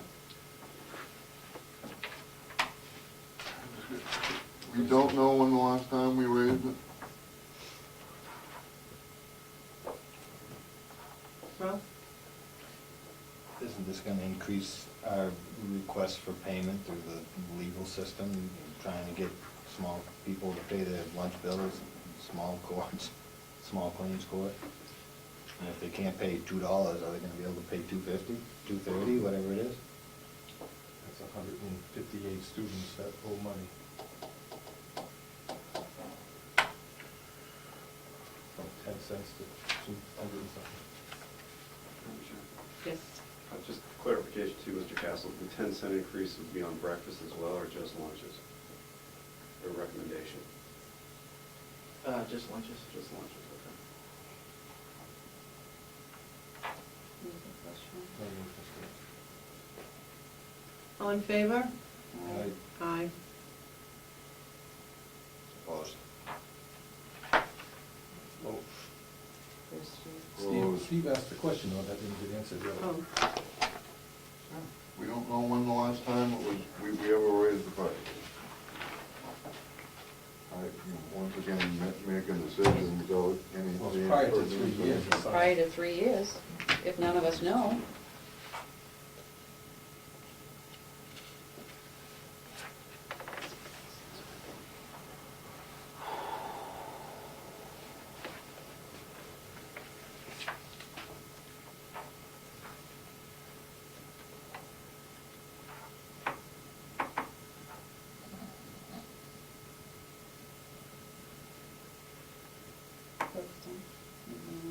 Well, Steve, I voted no, against. correspondence? Nothing. Okay, manifest review and approval.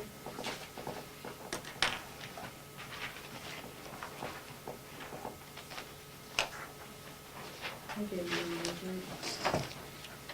you got this, right? With the red tag on it, I gotta check Okay. it. Taking out the consent. Okay.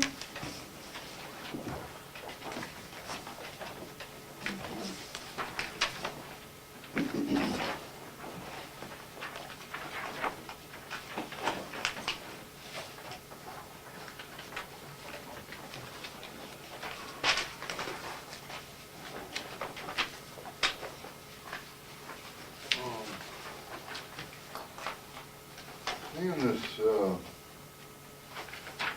Constellation Energy, there's been discussion in the past about trying to get onto the same schedule as the town, to get a better price. Are we ever gonna make an attempt to get on the same schedule with the town, so the town and the school district can get a better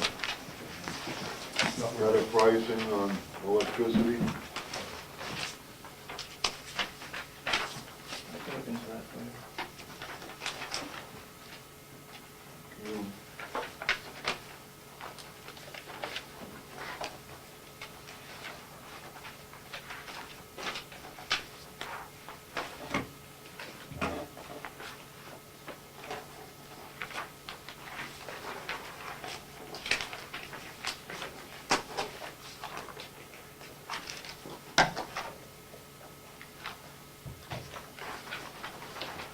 You know what this lunch reimbursement is?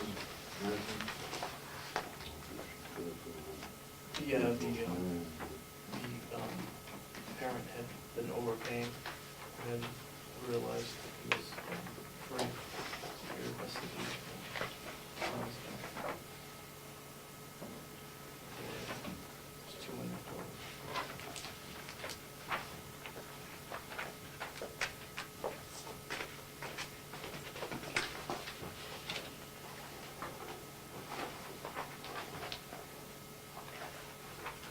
Is there a reason that, or am I missing a spot where certain bills and certain units should be? Is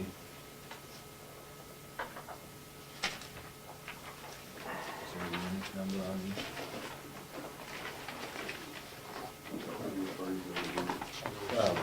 number. And there's a whole bunch of work being done, but it doesn't specify what bus it's on. It should.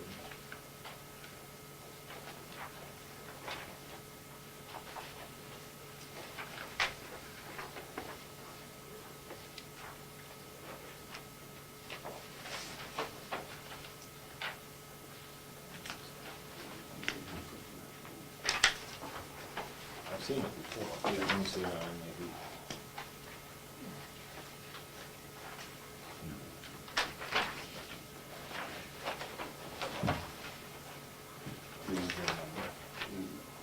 This is the beginning.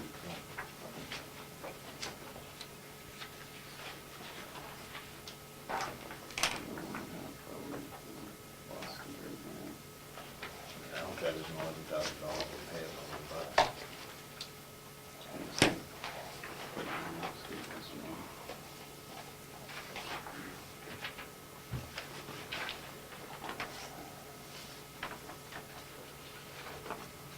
Are we outsourcing transportation?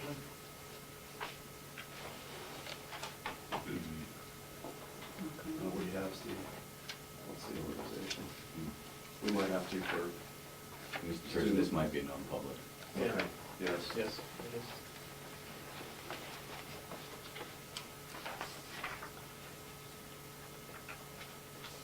Somebody's transporting privately. If you need details on that, we can talk in non-public.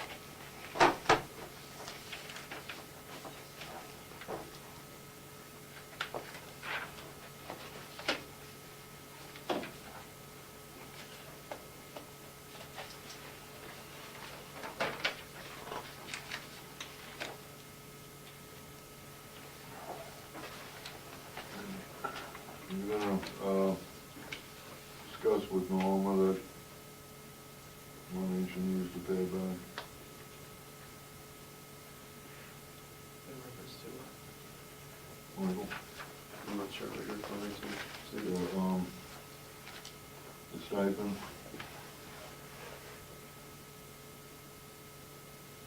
For That line's now shot. For the difference between the check. overpayment? Yes. Where are you talking about, Just give me Steve? the lines, Steve.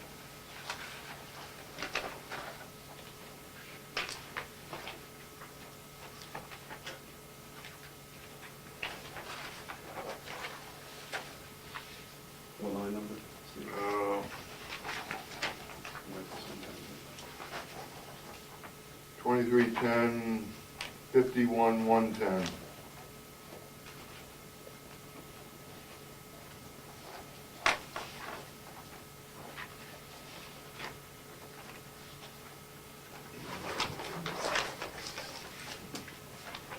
And I'd like to see proof of payment. page is that, when you yeah? get that.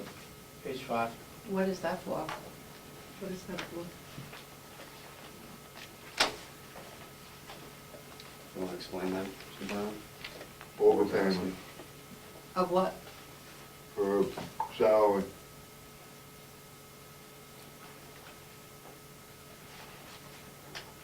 Did someone at Did you this, figure it out wrong? Somebody figure it out wrong? Michael? what Madam happened? Chair, Mr. Brown doesn't want to explain it. I had a request from Mr. Brown to relook at his stipend payment as for when he was chair and Mhm. when you had become chair. Mhm. And I believe we've found that Mr. Brown was due another $8.46 or something of that nature, which means that you would have been overpaid that amount of money. So I Okay. believe, Mr. Brown, you're requesting for payment of whatever that amount was. Is that what you're requesting? Well, Would you no, like me to do- at this point, I'm requesting for proof of repayment. That's, yeah, so. Okay. of the $8.33? I believe that's what it was. Is that $8.33? Yes, I believe it is. Thank you for making me aware of that. I will certainly get that right over to the SAU. Thank you. Not a problem.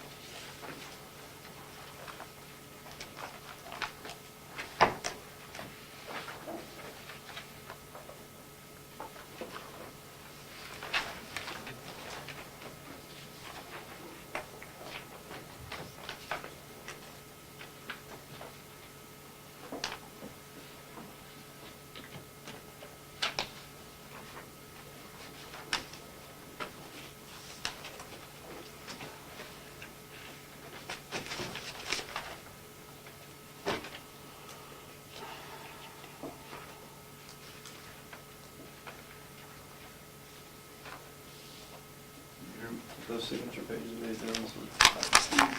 See it? I don't know. I don't think so, it didn't come this way.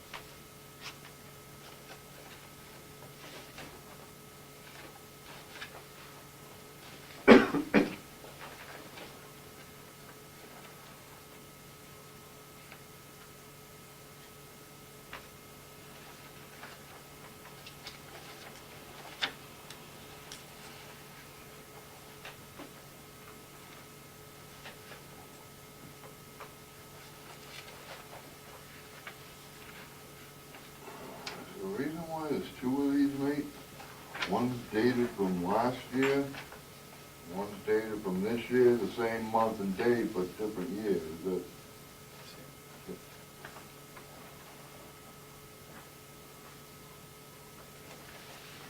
not being, hopefully it's not being paid twice. Looks like the same invoice, but from 2 different years. Same PO number, but we've opened.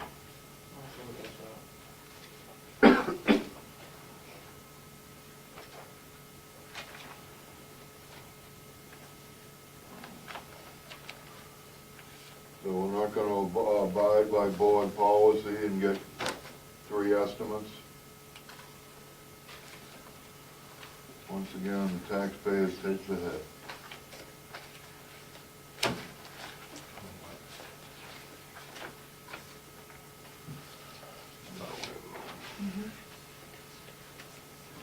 In a public meeting.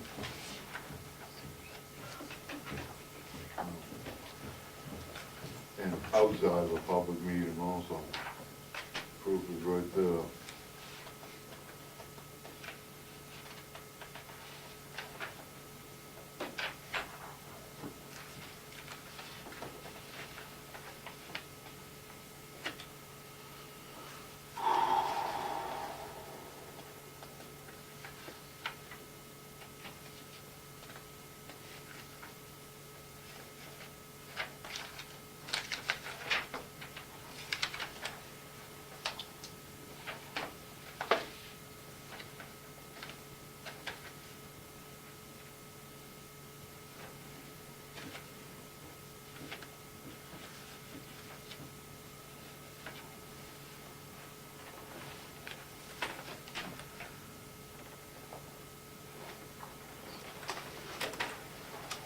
Your motion to approve the manifest?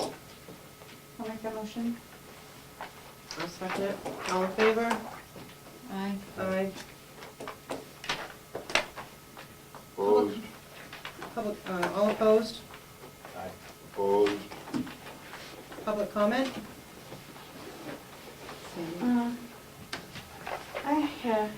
Tonight's several discussions were really upsetting to me. One was the parent survey. Mr. Brown was kind enough to let me look at it. There's nothing there that I thought would be upsetting at all. It gave parents the option to not respond if they didn't want to. I think it can only help the school in better serving our kids in our community, so I really hope it does go out. The second one was a donation to the 8th grade student. This is a really big honor that we had one kid out of the whole, one kid of the state to go to DC. That's a once in a lifetime. Most of these kids up here will never, ever have that opportunity. I had the privilege of growing up in the Washington DC area, and it offered many wonderful things for the kids.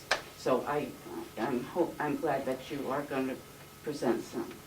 The second one was the request for a resignation. You certainly can have conversations outside of a meeting, two of you. If you have 3, that's a quorum, you can't. There's nothing wrong with that.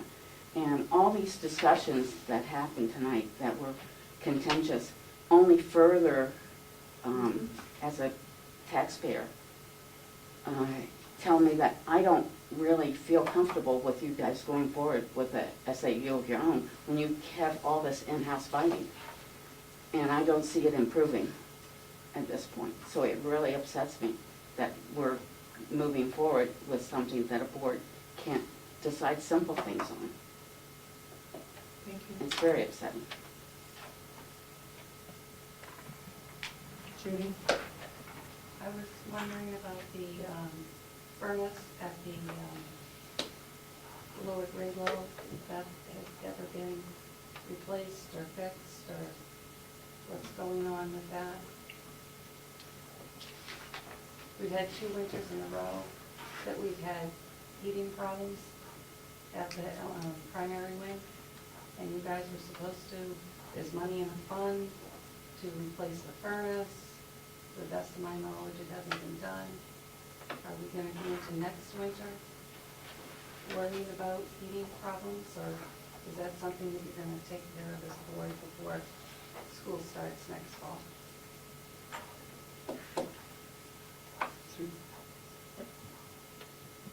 There was a whole heating loop thing, and nothing ended up being done. Go ahead, Bonnie. Can you confirm, I mean, we made a decision on that as a board for the heating loop. I believe the decision was to not move forward on the heating loop. To remove it, but the heating system, the 2 furnaces that we have For running the building. are running the building. Right. And if there's been problems, I haven't heard that there's been problems for heating in the primary wing. There's two boilers can't run the building. Because of the separate loop. You need that 3rd oil burner down in the primary wing. And that's still running, right? Yes, we just paid $2,400 to have it serviced. Has there been issues this fall? Has there been issues through the winter that we haven't been told about? I think there was one instance right at the beginning of the winter, but we were told that it wasn't really in that bad a shape. And you gotta sign off on the manifest. Yeah, and it was. And as far as the loops go, it got down to the point where they probably thought it would have to be engineered before we could move any further, so. And propane got more expensive than oil, is that right? There wasn't any movement on it. And actually propane's gone down, or oil's going down too, with propane, but the problem is whether they felt that needed to be engineered to see or how it could be, the 2 loops could be connected. Why can't you just replace the furnace that's there with the oil furnace? That's what the money was budgeted for. It's in the capital reserve fund to replace it. But why have 3 boilers when, if you can only need 2? You just said that you won't do the whole building. No, The way it's set up. I didn't say that. No, I said, well, the 2 can't do the whole building as it is now because the 2 loops are separate. If the 2 loops were combined, the 2 boilers could do the whole building. And wasn't that like a $30,000 expense? You talked about that. It's gonna cost, what, $12,000 to replace the burner that's there. The last 2 winters, the heat has been out at that end of the building.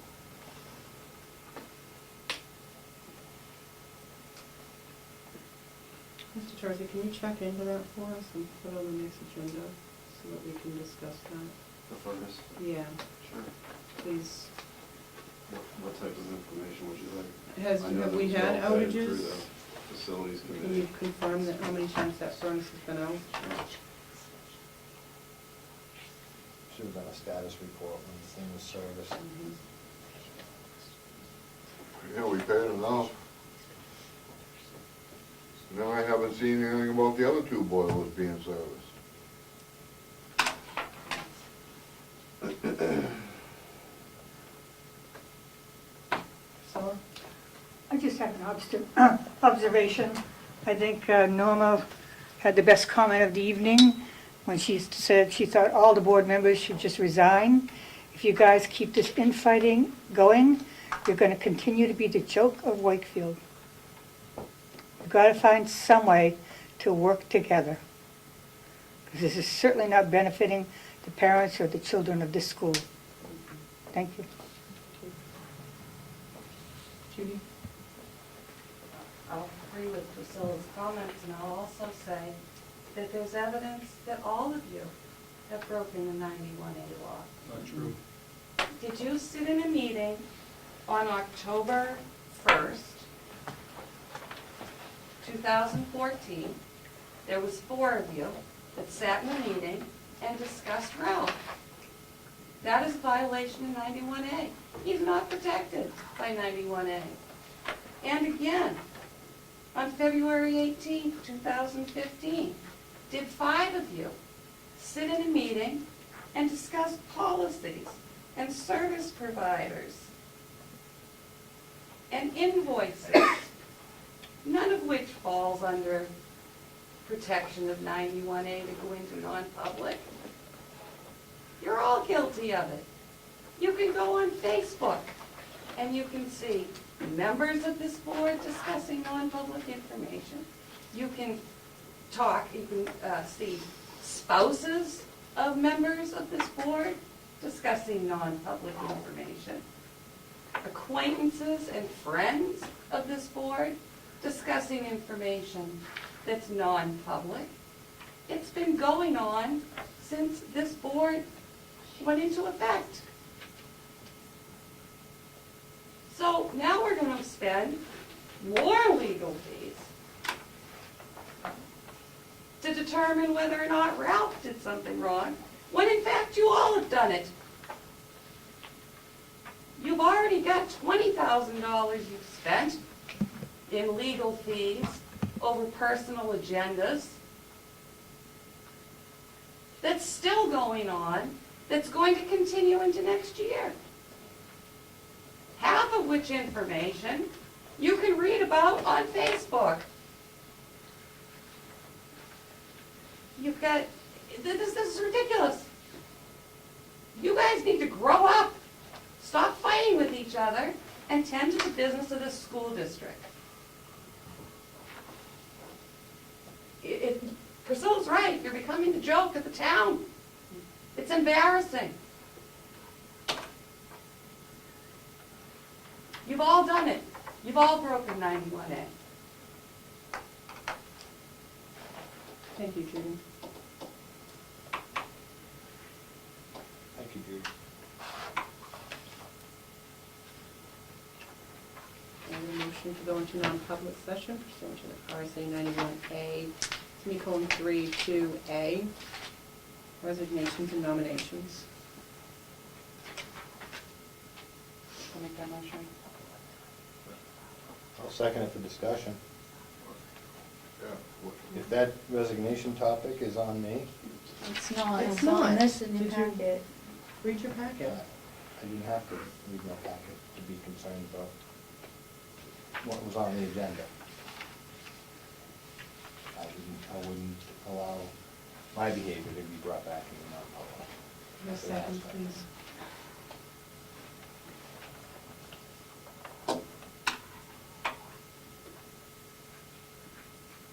Okay, I'll second the motion. All in favor? Any second? No, No. for discussion. Oh, okay. All in Sarah. favor? Zero. Will I? Joy, aye. Brown, yes. Gonna be long? No, won't be long. Okay.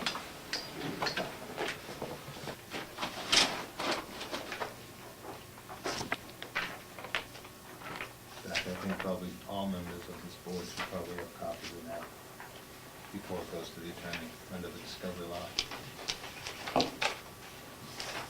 I just want to make sure I have something so it can't be falsified again.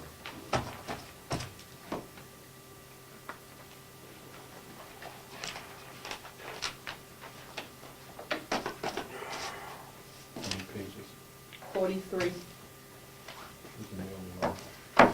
Did you decide to, non-public, to hand that over to the board members? No, I just asked, Oh, just after, now. after non-public? Yeah. There was no discussion. Okay, thank you. You're welcome.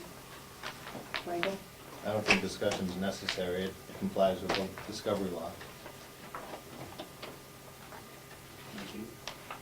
Two-sided. No, they're one-sided. Board members.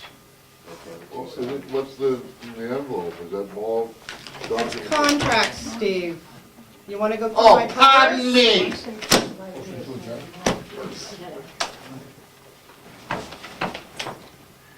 Take your attitude elsewhere. So this was turned over in a public meeting, so I can request copies of that, correct? Yeah, Okay, thank you. it's now a governmental record. I'm glad. Just like the email. However, if there's any information that needs to be redacted because it includes anyone other than a board member, that cannot be. And that'll Absolutely, take I some understand time. that. And this would go to an attorney to redact it, because I'm not going to go through this document and be responsible for redacting private information from these documents. I just want copies. So if a 91A comes through, this will be going directly to the attorney to redact, just so the board is aware of that. I just want copies of that. Second. The attorney before I read the All in favor? Aye. Make a motion, Bob. Yep.